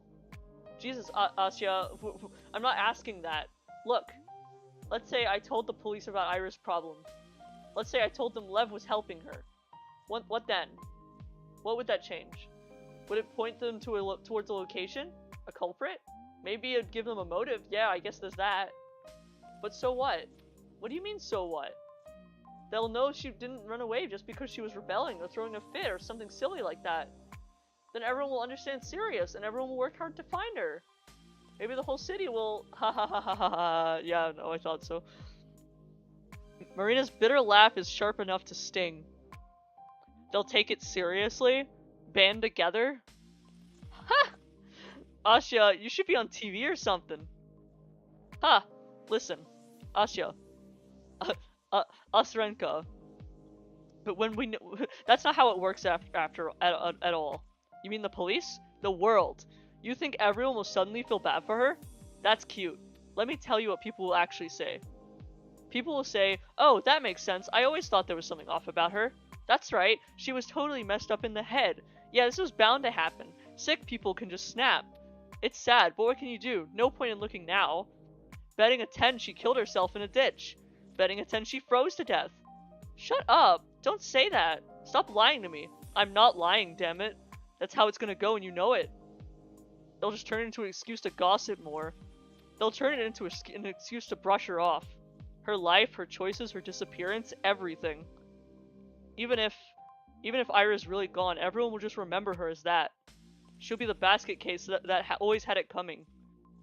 Does that have a nice ring to you? That's not right. That can't be right. It's a hard pill to swallow. Marina, be mad at me all you want. You also have no idea how mad I am. But if we portrayed Ira's trust like that, I'd never live it down. I'd hate myself for the rest of my life. So why are you telling me this?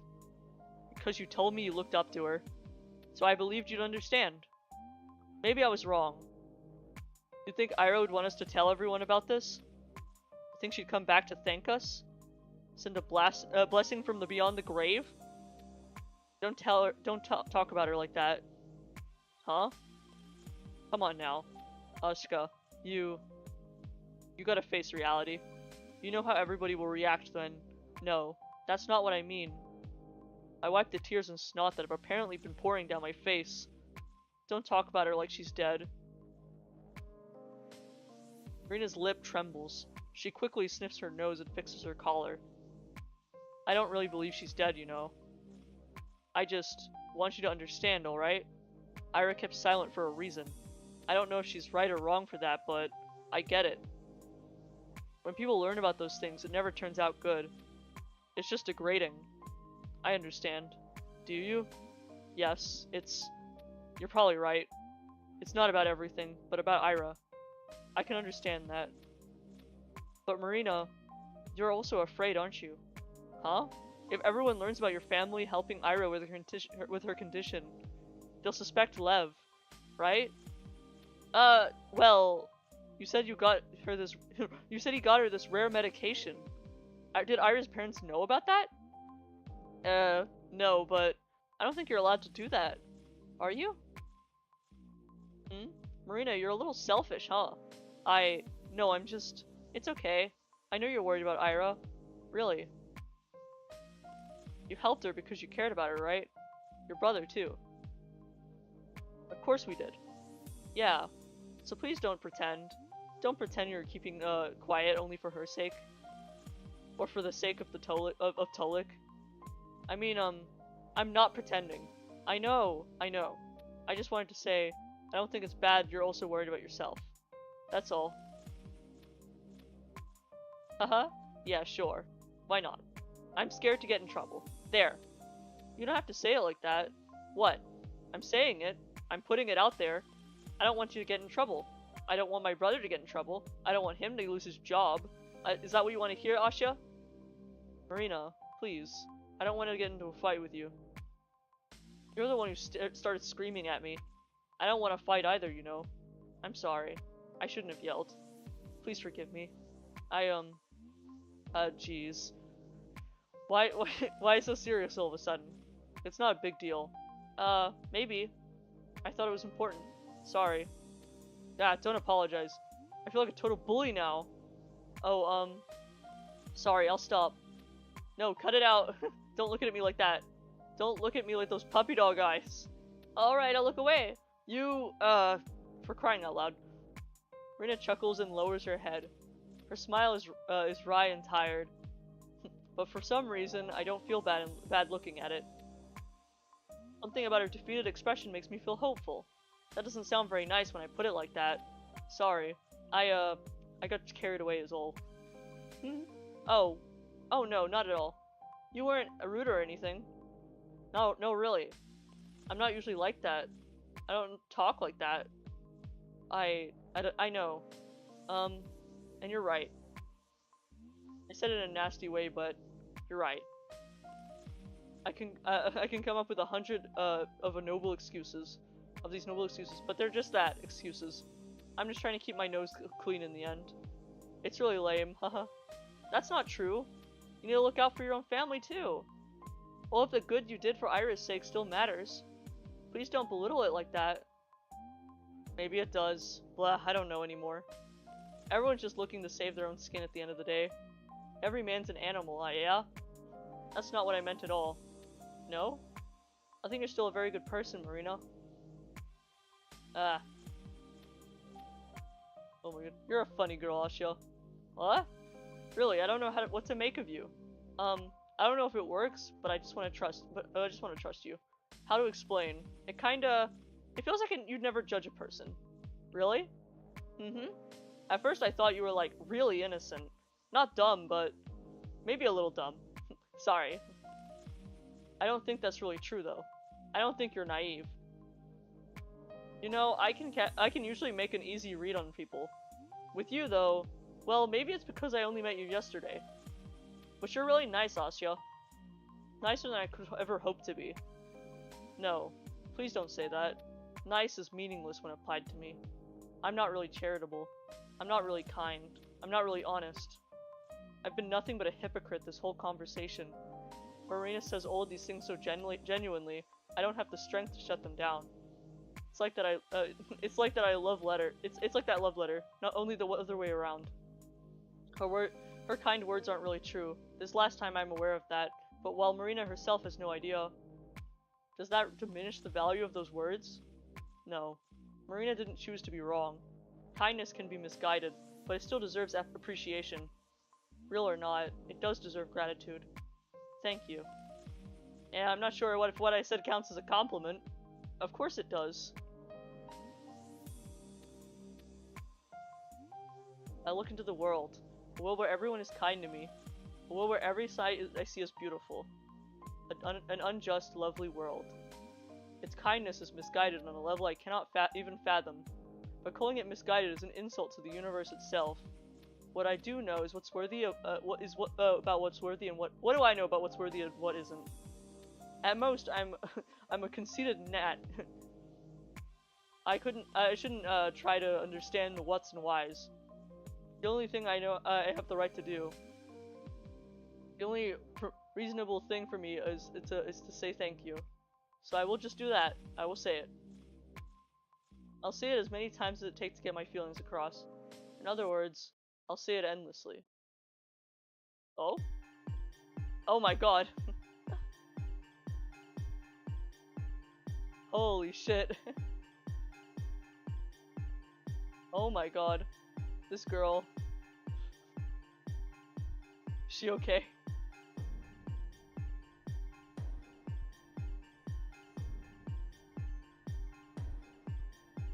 Not enough.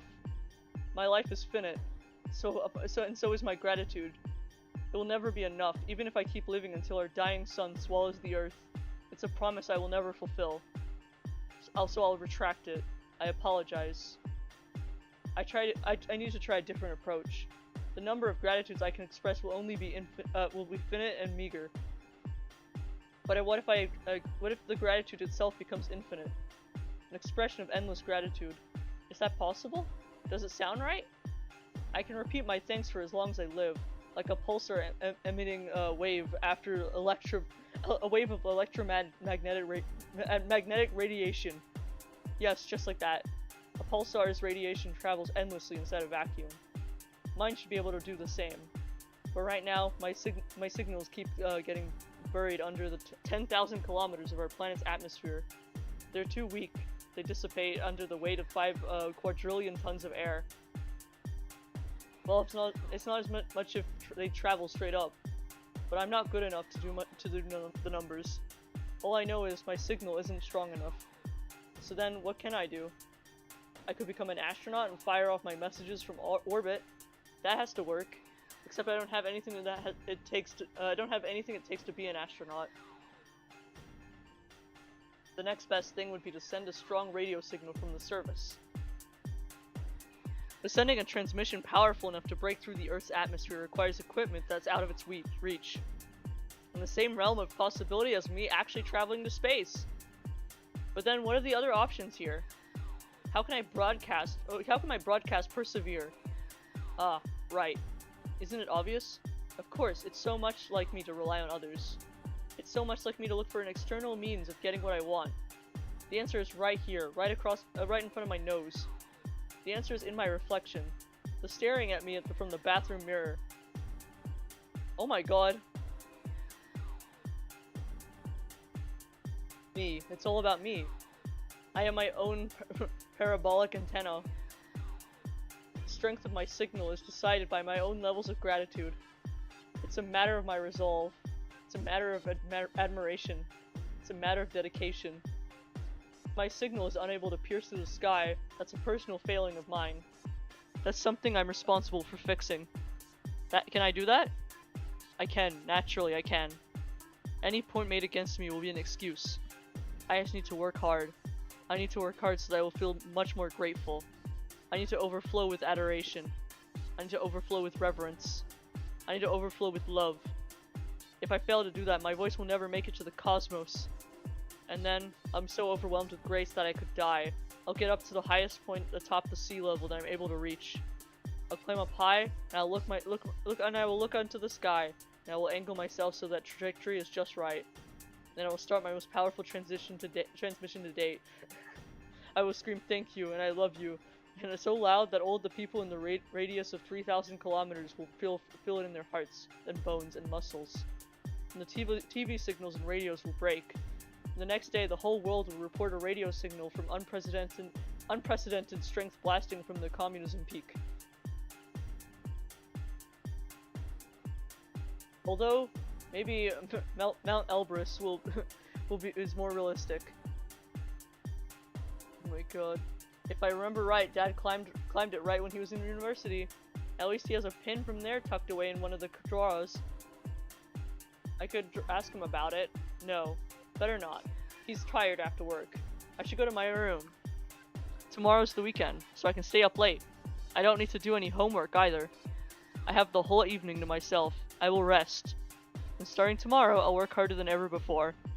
I love this world with everything I've got. Jesus fucking Christ.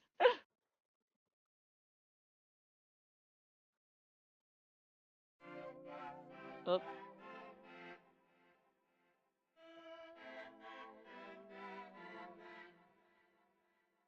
Okay. I think that's was it? Let me. Okay, I think that might be a good stopping point for now because it's 3:30 right now. But this game is really good so far. Oh my god. Oh my god.